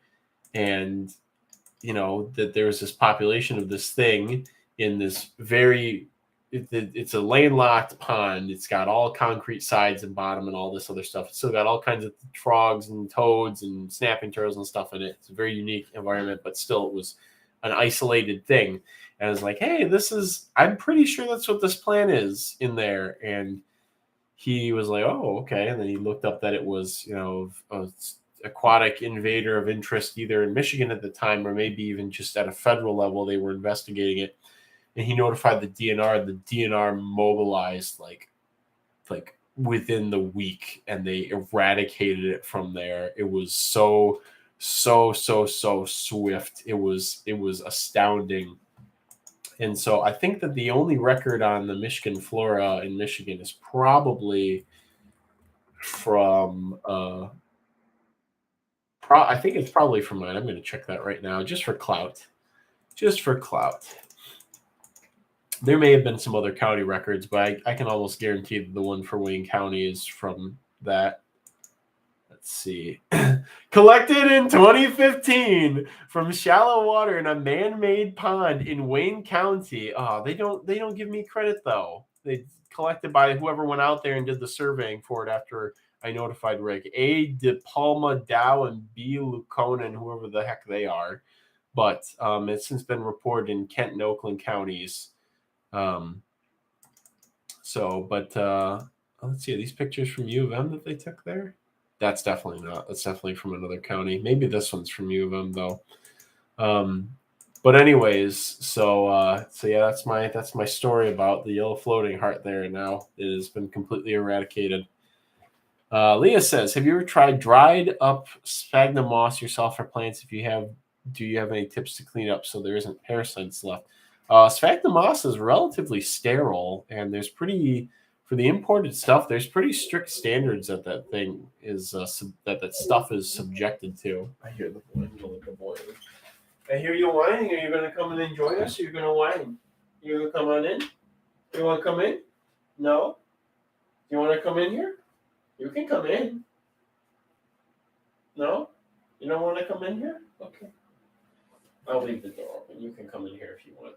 No whining. You're being so bratty. Do you want to come here? No? Okay.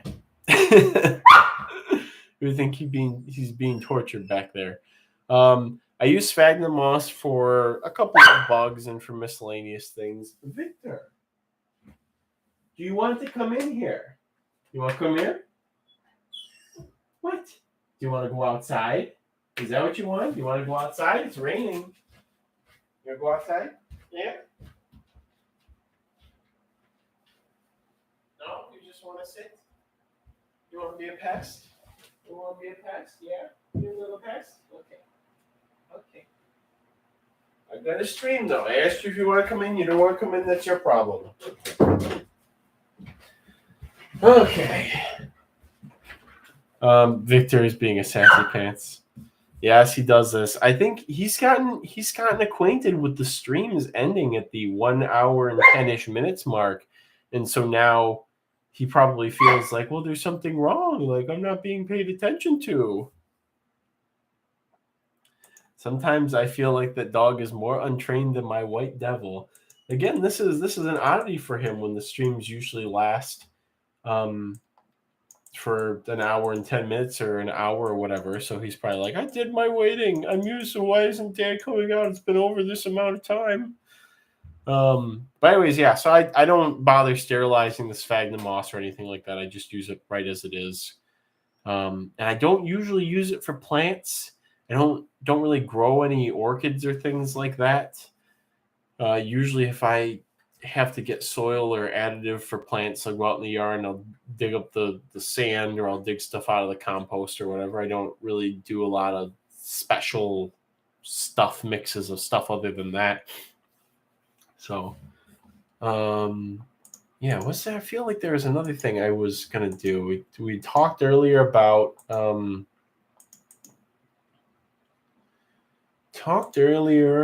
some things.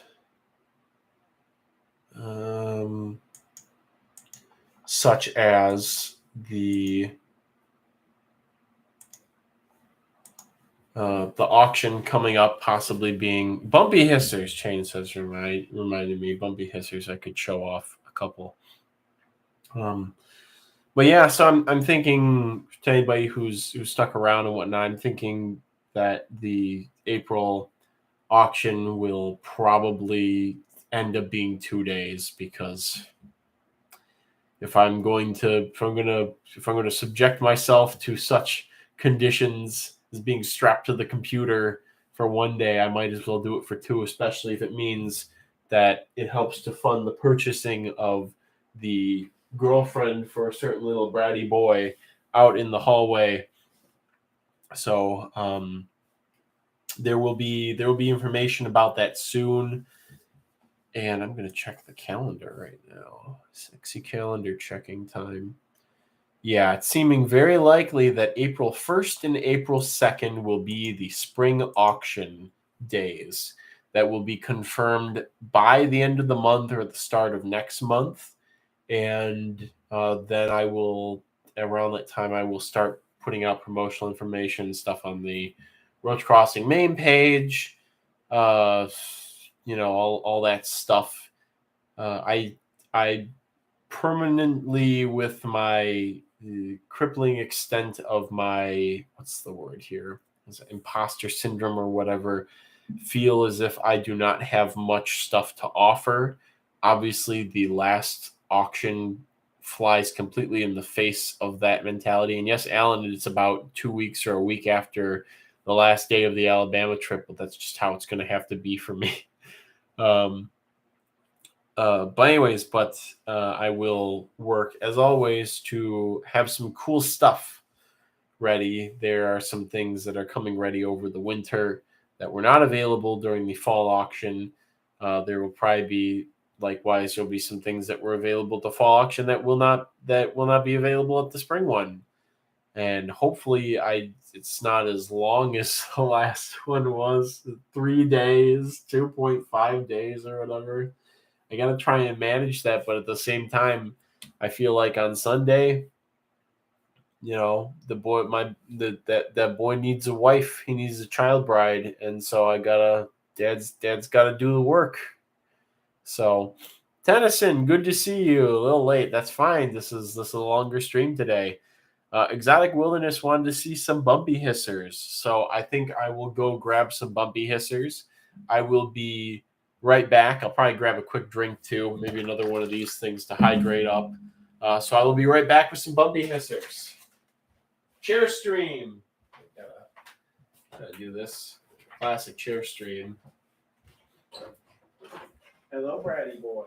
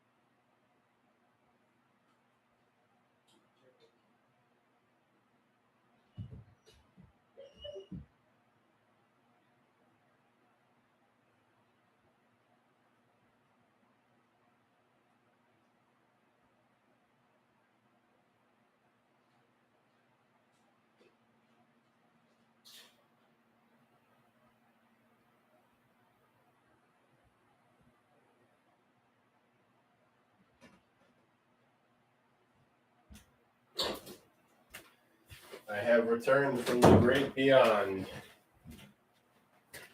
with hissers in hand.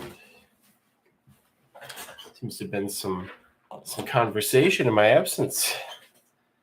These bread and butter pickles I'm destiny are tasty, huh? That you're eating, okay. This chair staring at us, kind of menacing. One of these days, I'll probably do a gag where I get up from here and there'll be something on the back of the chair.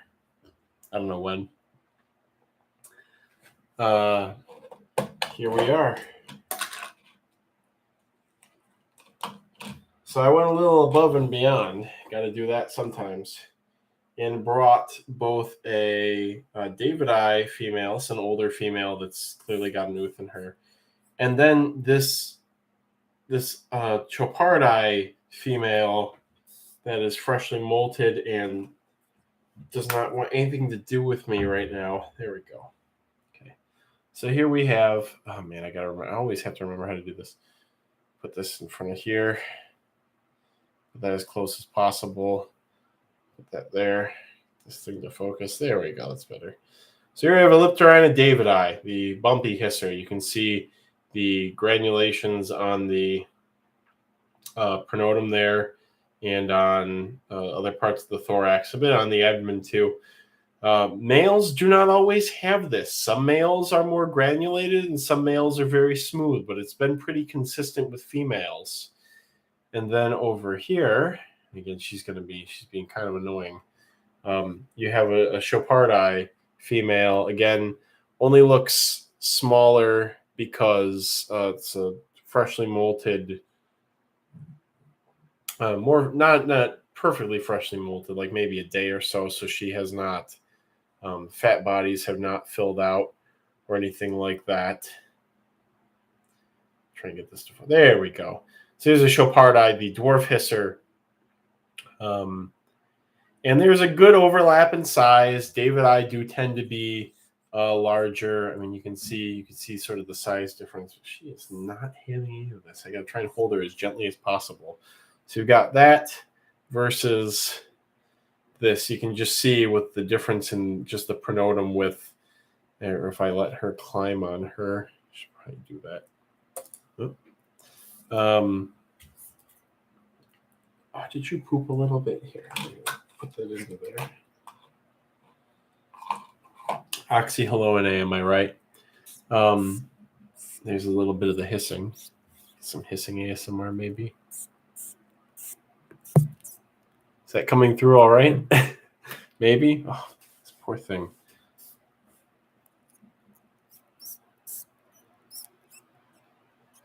Yeah, thank you for the feedback. Doing a little twirl for us. Yeah, this Davidi is very, very chill, and this Chopardi definitely warmer and freshly molted, but it was what I could grab.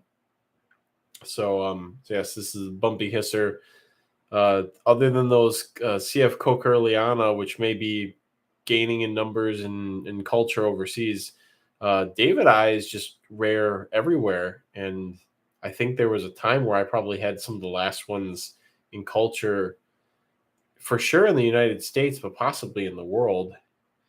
And the leading testament against, I'm going to put the Chopardi away because she just decided to finally cooperate. The leading testament to inbreeding not being an issue, especially in captive invertebrates, because all Davidi anywhere in the world and culture all descend from a single adult female. Yeah, and very flat. Yes, Josh. Right now, the Chopardi is very flat. It's because she doesn't have any. Her fat bodies aren't filled out because she just molted. So, but she will get rather rotund, very cigar shaped within the next couple of weeks. So, exactly this. I also love the dwarf history, like sisters of the Halloween histories. I see them more as a counterpart to Davidi because they're more orange instead of red. Very similar color scheme overall to them, just smaller. And I would not be surprised if they can hybridize, and would not be surprised if they were found to be sister species to each other. Javanica and those Cochlearlianas, I think, are probably more closely related. I have no comment on Levigata. I don't know how exactly those fit into the family tree. Something I've noticed when places hissers in natural sunlight, they tend to be more beautiful with normal light. I guess I find them just their color palette's very warm and fall like, and I find that appealing overall. Josh Suds says, have you noticed any size difference with the more inbred hissers? On the contrary, hybrid stock tends to have smaller males. I have been working on inbreeding a hisser line to produce small individuals, but that is actual work for me. It's not, the first generation of crossing a very tiny male that was about the size of um, a large Chopardii male produced a bunch of bigger or regular sized males. And so we're going to see with another generation if inbreeding tiny to tiny actually produces more tiny ones. But again, in my experience, it's outbreeding and hybridizing that has produced some very tiny hisser sizes. So, in a blog recent post recently, you showed an 84 millimeter LE hisser male. What would you guess your biggest Cleveland would have measured? Similar, but not quite as big. That LLE male is quite sizable. There are some Clevelands that get that big, and I'm working on again seeing if this size is heritable or if it's a very complex environmentally influenced phenomenon. There obviously must be some heritable component to it in the fact that we have species of roaches that are closely related to each other, where some are larger and some are smaller. Like just the fact that these Elliptorhina trend to be larger and smaller is one thing, but that LLE hisser line is probably the most inbred line of cockroach that I have, because every generation I have basically picked what I thought was the best male to the standard and then crossed it to 3 females and then done that over and over and over and over again. I think it's maybe on the F5-ish of me doing that. Dan has stepped away from the project as of a couple of years ago, so now it's kind of my thing to manage. But just that as a case in point to, yeah, inbreeding does not drive the size down intrinsically. There's nothing that's like that does that. If anything, if you have a large male and you inbreed, you're going to get larger and larger males. So it would seem.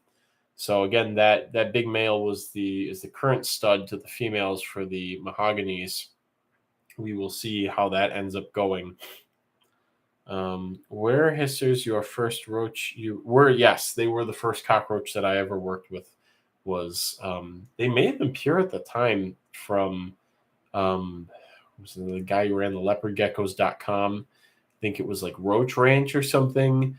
You would have sent in $25 or something, and he would mail out a priority box with 10 pairs of hissers, 10 adult-ish pairs of hissers in it. And those were my first roaches. I remember they arrived on a day where we were getting a polar vortex or whatever, so it was below zero outside, and they arrived in a priority box with just some egg carton. Like they weren't in a container or anything, they just egg carton. And I remember them all being at the bottom of the box and just like lethargic, and I was just like, oh god, they all died, this is horrible. And then they eventually warmed up and everything was fine. What does pure mean? Pure means, it can mean many different things depending on the context, but in roaches, it means it's a pure species. It means it has not been hybridized with a related species inadvertently or intentionally.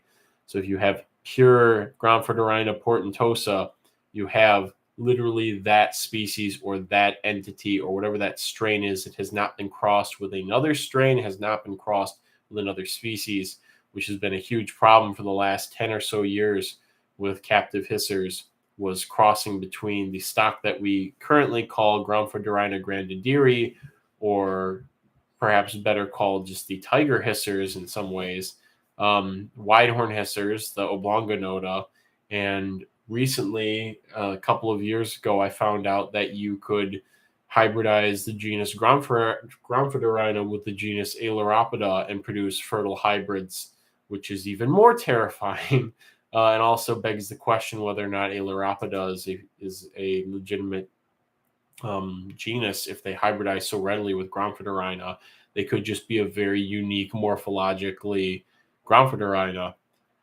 And Josh says, I can't imagine the boxing hole. It was a different time, man. 2007, I think it was 2007 or 2006. It was a different time for a lot of things. But yeah, that's how they shipped stuff of that sort back then. So pure can also mean some other things, because if you're referring to the line, so if I said these are pure LLE, get the camera to refocus. Back here, there we go. They said pure LLE mahoganies, it means that they are directly traceable to Dan's original project stock and have not been crossed with other Portentosa lines for any other reasons. They could still be pure Gromphidorina portentosa, but if you're talking about it from at the cultivar / breed level, if it's been outcrossed, then it will lose some of that that refinement and that consistency that has been bred into the line. If it's outcrossed, that can be a good thing. If you want to create another line, or if you just feel like really increasing the heterozygosity of your hissers, it could be a bad thing if you wanted LLE mahoganies and you wanted them for their specific traits and you thought you bought them as that, and then you end up getting some black individuals or some striped individuals or individuals that are darker or more brown in color or whatever. And then, it's a sign that they've been compromised with something else or something's been mixed in. So it depends on the context of what you're talking about with respect to that. The Roach you're holding is so cute, minding its own business. Yeah, she's very sweet. This little David eye. They're one of those roaches. Like nobody's gonna ever go crazy over like, oh, I have to have it. It's so amazing, insane. It's so like, look at it. It's so different from all the other hissers or whatever.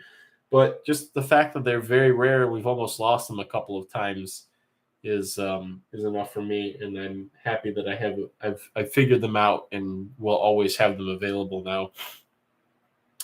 Dreams, Tiny Critters. I know it sparked a bit of debate in the Discord if the Portentosa and Javanica could breed. They seem morphologically distant enough and different enough that I don't think they can, but we don't know. We don't know until somebody does some very meticulous crossing experiments with them in different contexts. Somebody says, I'm going to breed Paraplenia Americana Red Runners. Oh, you could try it. Maybe it would work. That would be interesting in itself. You could end up creating a super pest roach or something that takes over the semi-arid area in the U.S. between like Texas and Alabama or something. So, Paraplenia the missionary rears his head for the first time tonight. Simply says, Well, I wonder if the Baldy Bear Paraplenia. Oh, there was things I was going to give updates. We're at the end of the stream, and I was going to give some updates on some stuff that I was happy and excited about. Things that had babies, projects that were doing well. Some Pseudophilus and cave crickets from Dearborn finally produced another generation. I don't know why. Maybe the females were just low on sperm when I collected them in July, but they had a couple of babies and then nothing, and I figured they had run out. And then the babies they had matured into males, and the males must have gotten the job done with some of which would have been could have been their mom or whatever with the females that are still alive. They laid eggs, and now there are babies popping up. So that colony is taking. I'm very excited about that because it seems to be another easy to breed Pseudophilus. It's pretty nifty. I think I had a tentative idea on it, but I can't remember. Bunch of crickets had babies. Megaphasma had been hatching out, and I was kind of terrified. Like when I received them last year, he had sent them with He said that he would often use rose and bramble to start them because they didn't always start on red cedar for him, even though he could rear good numbers of them on red cedar. He didn't always get the nymphs to start on it, and so I was a little bit nervous about that. So, but I put them in a jar. I'd be able to see the jar over there. It's a vaguely green thing, right? That's right over here. You can kind of see. Said everything. You can kind of see it there. Anyways, over by the blinding light. But so far, all except maybe one of the nymphs that I moved into there to feed on red cedar have been clearly feeding, and their abdomens are getting large, so they're doing well. There's a continued trickle of hatches out of both of them. So I'm feeling really good that I have this. I've been able to get another generation out of those megaphasmas, because that's the red cedar eating line, which makes it so much easier for all of us here at higher latitudes where we need evergreen stuff to feed stick bugs if we keep them. This is the largest native stick bug in North America and is doing well for me. And I got to put them on the site. I got to do a site update probably in the spring, but I got all this other stuff to do, and I got to move and billion things. Anyways, some eggs, genitalia, genitalia may not be compatible because there's a size difference, but I don't know. We don't know if that actually matters or not. At least with hissers, there's been a good amount of roach reproductive research done on lobsters, so I would assume lobster roaches, but I would assume so. I think since they're both in the same subfamily, some of that is transferable knowledge. Not all of it, though. We don't know. Dreams, tiny critters. You remember that colony I got that was mixed? Well, after taking some of those images I sent you, I took more, and the Roach Discord channel got them, and we might have something. I'm not sure. They were breeding. Oh yeah, I remember. Was seeing if they were actually breeding. They hybridized for sure. Was that confirmed? Because that would be pretty big. Smack, woohoo! Finally made it to stream. Good to have you again. This is one of my longer, maybe longest streams. We're getting up at the 2-hour mark, and I'm getting a bit tired, and I have a bagel I want to finish, but I will stick around a little bit more for everybody. We got 15 people, 14 likes, wonderful, and just having a good time this week without any particular rush. It's been a hot minute since I've had a longer stream like this, just sitting here with this Elliptorhina davidii female. Oh yeah, and also some eggs, the Paraplenia genitalia. Actually, yeah, that could happen too. Josh Sudzak asks, Megaphasma dentricus? Yes, that is correct. Megaphasma dentricus. And the stock that I have will feed on red cedar. They're currently feeding on a cultivar of red cedar called Pancake. The leaves are a little bit, they might be more succulent or something, which might be encouraging them to feed act. I'm gonna just look really quick and see if that one that looked like it was like falling off the side, like it had died and was like ready to release and fall to the bottom. I'm gonna see if it's still alive. I'm just curious.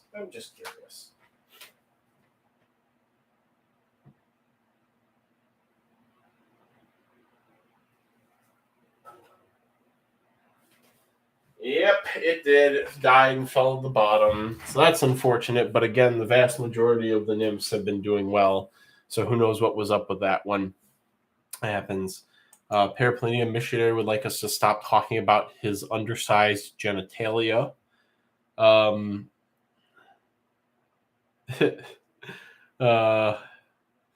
Always appreciate that. Yeah, what's this? Tennyson says, how did your high yellow gustri project, saw it mentioned on a blog post once in the death by isopods, didn't really go anywhere.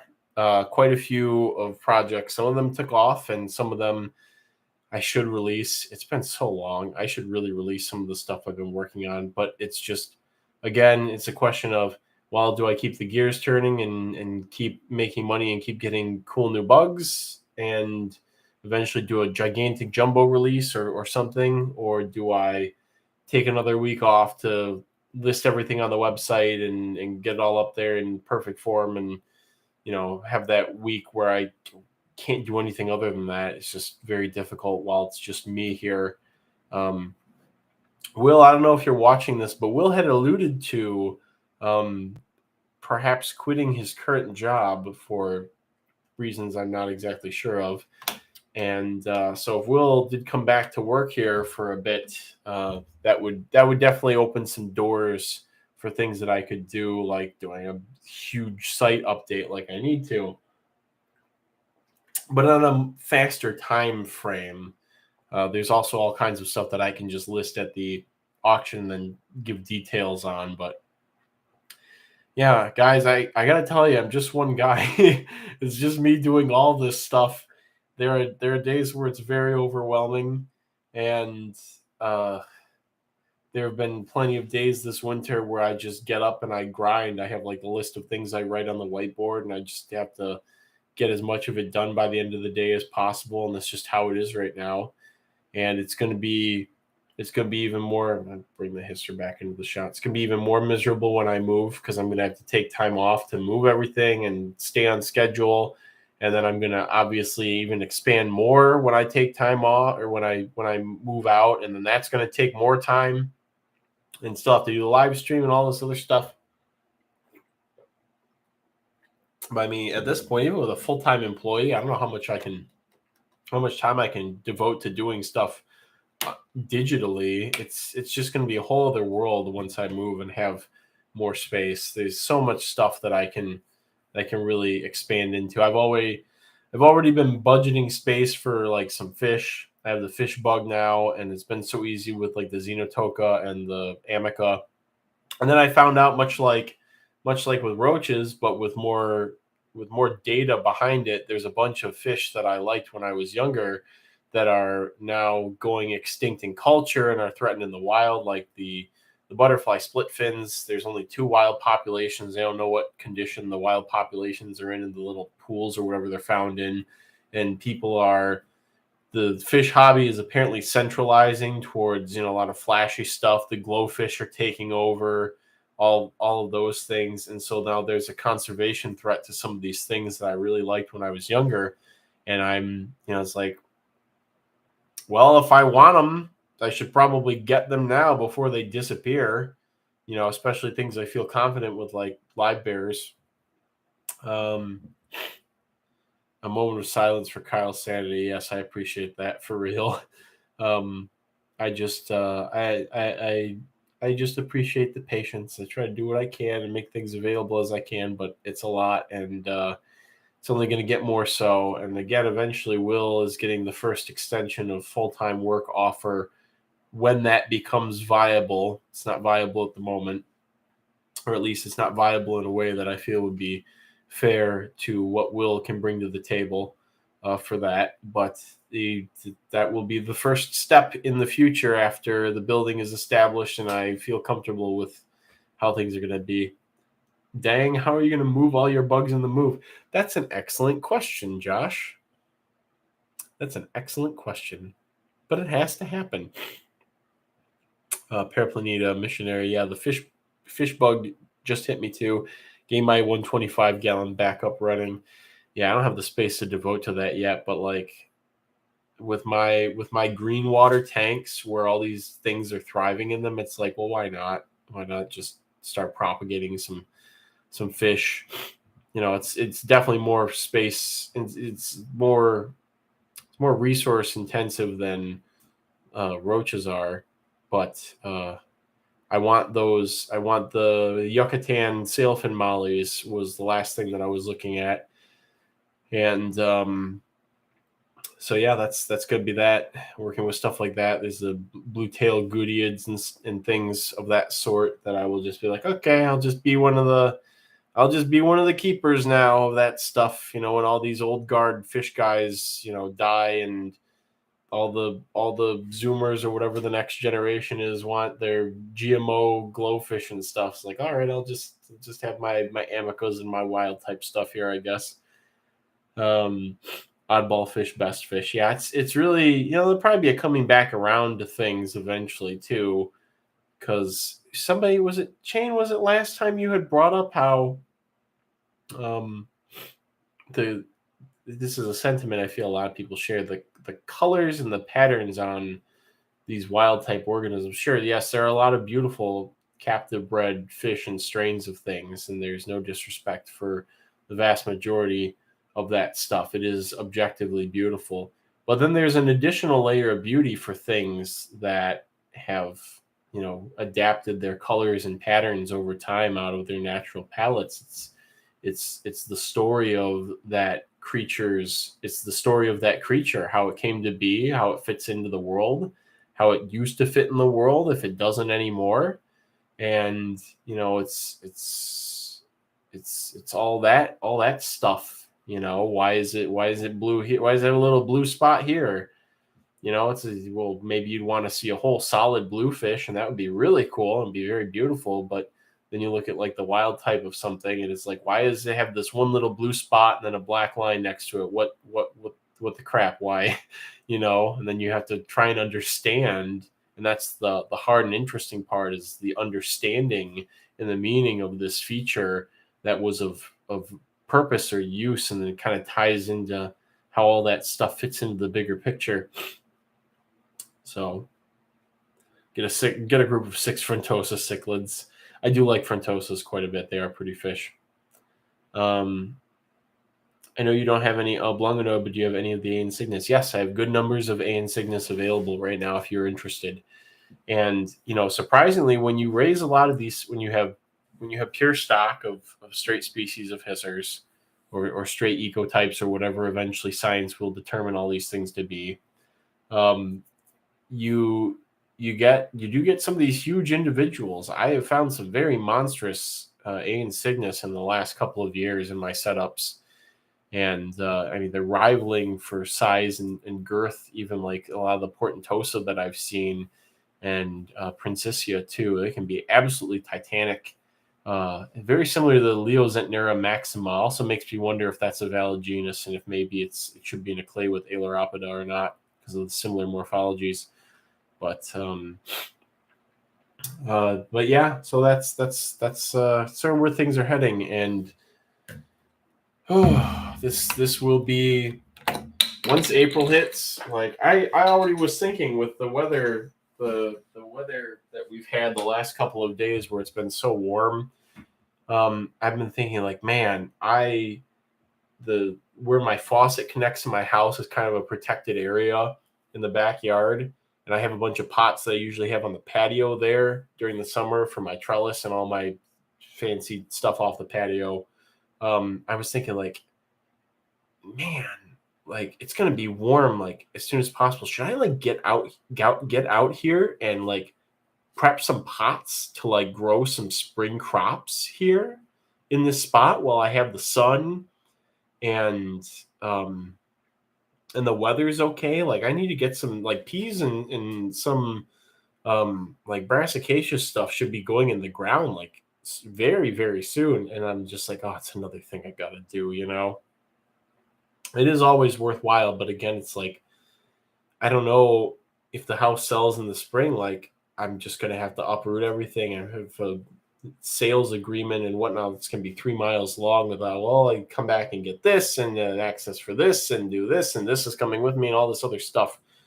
And so it's like, how much effort am I gonna put into things this year when 6 months from now I might be 50 miles away in the middle of nowhere?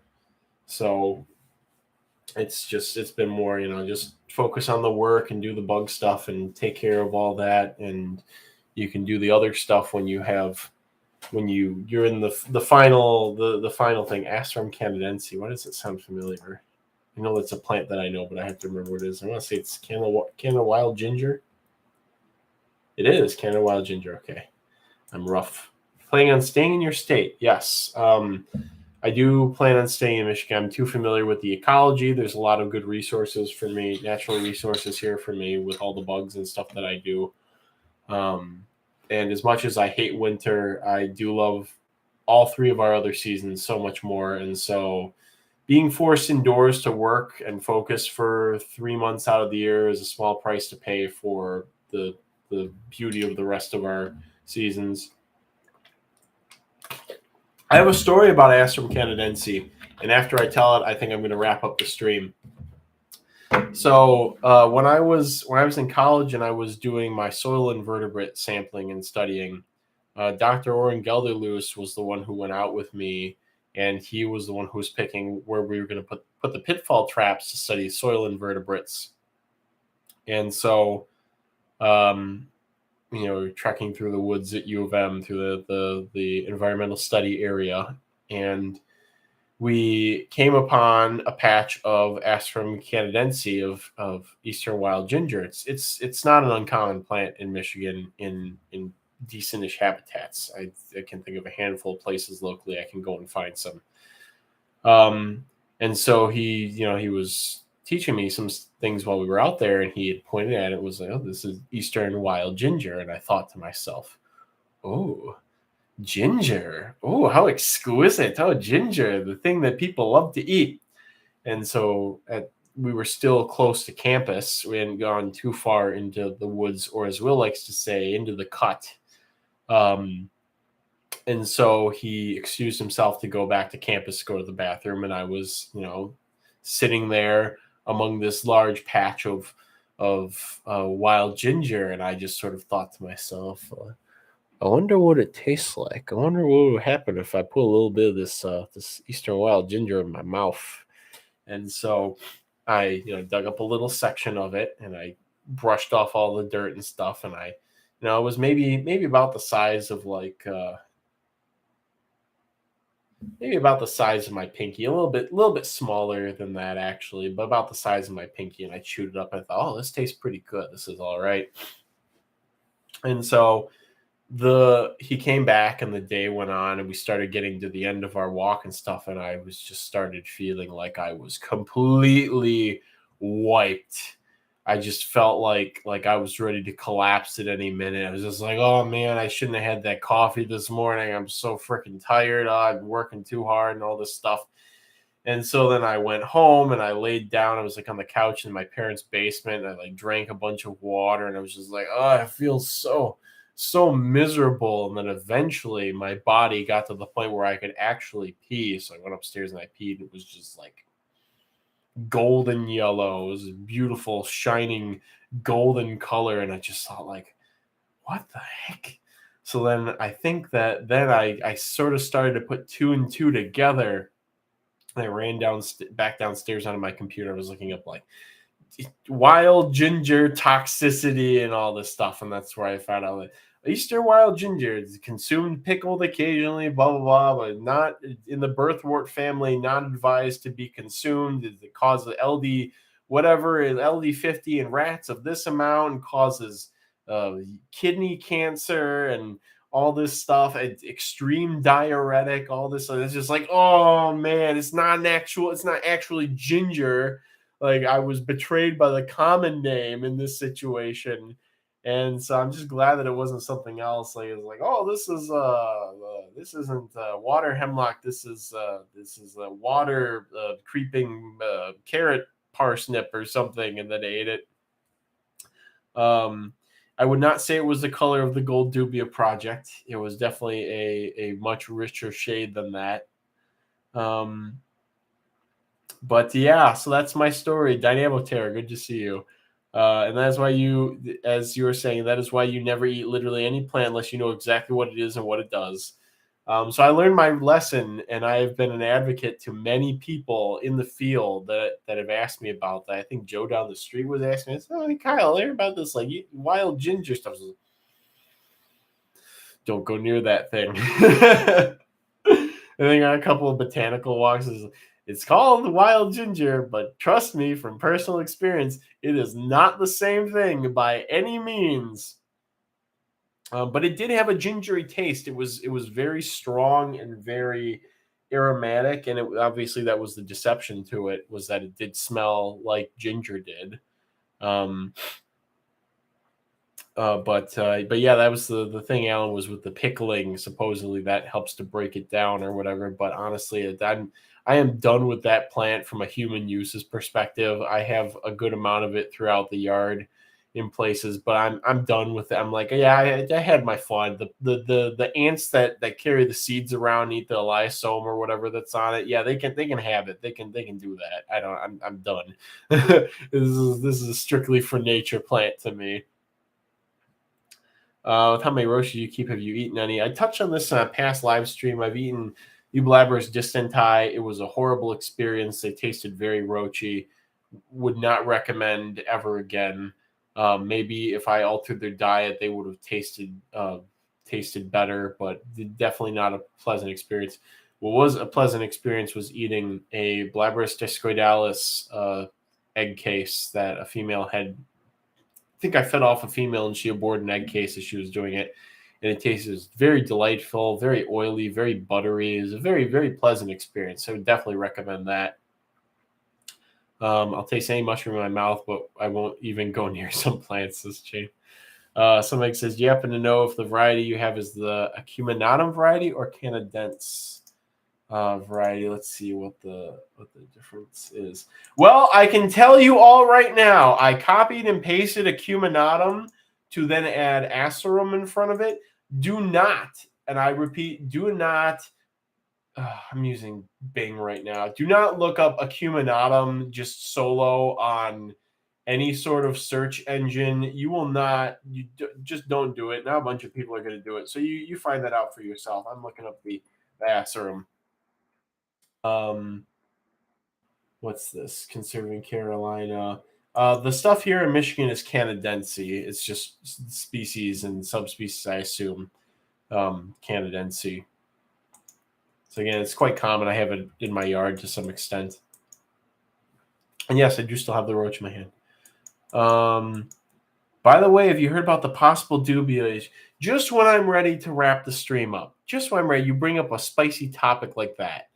What's the dubia issue? What's going on? What's going on in there? Oops, I mean reflex or canadense. It's definitely canadense. Roach Scampi cannot recommend chain. The roach is so cute. I'm not getting over that. She's very polite. She's very well behaved. Oh no, my eyes. Yes, do not look up acuminatum in a search engine. I'm telling you right now.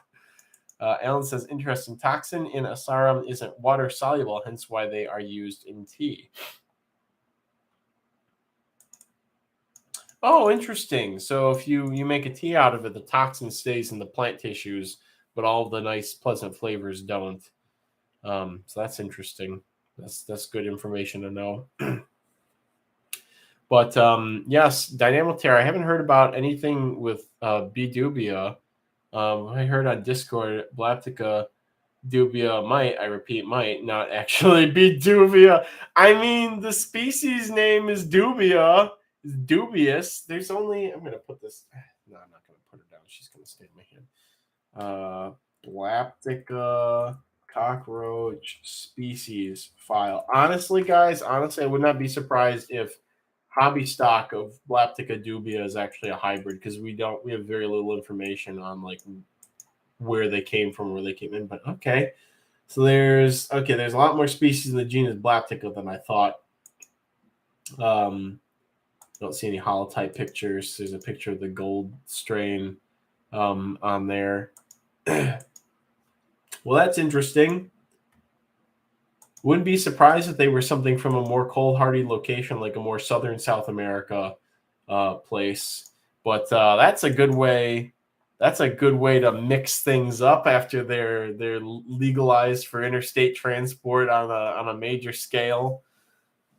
Talk about headache and a half. It closely mentioned other species, possibly Blaptica formosa. Oh man, what a nightmare! What a nightmare. You know how many people I've heard? Do you have any Dubai roaches? Do you have any W roaches? You got any dubias? I'm not looking for cockroaches. I'm looking for dubias. Do you have any dubias? Yeah, Dubais? No, it's just a couple of years ago, USDA APHIS formally deregulated a bunch of cockroach species. In my opinion, it was done kind of sloppily. There's some misspelling in the list, and there's some species that have never been propagated in culture that are there, which are clearly meant to be other species, but they mixed up the Latin names. So, but what that would mean is that if the stock that we have in the hobby is not Blaptica dubia, and Blaptica dubia is listed on all those USDA APHIS everythings, there's already a common name. The species has been commercialized out the wazoo already to the point where you can go to PetSmart and Pet Needs, Pet Supplies Plus, etc., and buy not dubia roaches, but just dubias. You can buy them at your corner pet store now. What that means is that by the letter of the law, they would be completely illegal for companies to ship across state lines because they are not on that very specific list of USDA APHIS allowed species. And so basically what it would do, it would throw the commercial supply chain into a panic, and it would probably force USDA APHIS to very quickly push through a formal deregulation of whatever the species was actually identified to. Range matches too, assuming Blaptica and our hobby are indeed from Brazil import. Very interesting. Very, very, very interesting. I wonder what actual dubia look like then. That would also, if they're from like southern Brazil, that would make sense. It's very cold tolerant, and dubias do have a good, or dubias, even I'm calling that, than that. Blaptica, this species does have very high cold tolerance. Oh man, see, I even call them dubias. You know, back in my day, I'm going to finally put her away. Okay, thank you for joining us, little lady. Back in my day, before they were called dubias, they were called Guyana spotted cockroaches. So is it possible they came from Guyana instead of from Brazil? Because again, early on, that would be a little snippet of cultural information that could have preserved some information on where they actually came from, since they were originally called Guyana spotted roaches as early as 2004, 2003. Actually, whenever the first all pet roach was published, I guess. But anyways, yeah, lots of interesting things happening. That going on, the Hemiblabra situation. The apparently commercial Zophobus stock is being devastated by densonucleosis virus. So that's interesting. Certainly a time to be alive and be an invertebrate enthusiast. I can say that much. Don't look up what. Time for my key stock to shine. Yep, this is how things go. That's just how it is. Just gotta get used to it. Next thing you know, we're gonna find out that our Blabberus giganteus are not giganteus. We're going to find out that Paraplaneta americana is extinct in the wild, and that Parcoblata are all the same species. They're just they're varying ecotypes of the same species. Good catch, some eggs. There was some Astrum canadense in the new Pikmin trailer. I need to watch that again. Maybe I've said this before, and I am going to finally wrap up the stream now. Pikmin, but specifically Pikmin 2 is actually what I would credit with getting me into bug keeping heavily, actually. Specifically, the Piclopedia I found fascinating, with all the little blurbs about all the biology of all the different organisms and stuff. That was really formational for me. You think, oh, like Kyle wants to catch all the cockroaches. He's clearly Pokemon. I was like, yeah, I played a lot of Pokemon, but if you want to really get into it, is 100% was Pikmin 2. And all the different unique creatures and all the sort of biological spin on everything was what really got me into a lot of this stuff. So with that being said, thank you guys for all the likes. I see 19 likes there. I guess if anybody here hasn't liked the stream tonight, please do that right now so we can hit 20 likes would be very appreciated. Somebody. Wow. Yeah, it's been a great long stream, everybody. I'm glad everybody could join us. Everybody who's been here, whether you stayed the whole time, you popped in a little bit. There's the 20. Thank you, whoever last voted. Thank you. And yes, some eggs. I like the attention to real plant species in the environments. I thought that was interesting. I also liked in Pikmin 2 how when you went into the subterranean levels, in the rusted areas, how instead of plant life, they'd have the little LED diode things. I always love that detail. 21 now for sure. Sweet. There's 30 species of Asarum in Japan. Yeah, I'm pretty sure a lot of them look the same based on the leaves, and I don't even know how to tell the Japanese ones from the Canadense. It's probably a flower thing, and then it's like, oh boy, it's something you can only find for like a couple of weeks in the spring. Wonderful. So thank you everybody, and I'll see y'all next week, probably with a more standard length stream. But I'm glad that we had this time to sort of settle in and talk about a diversity of subjects. And yeah, let's keep moving forward into spring.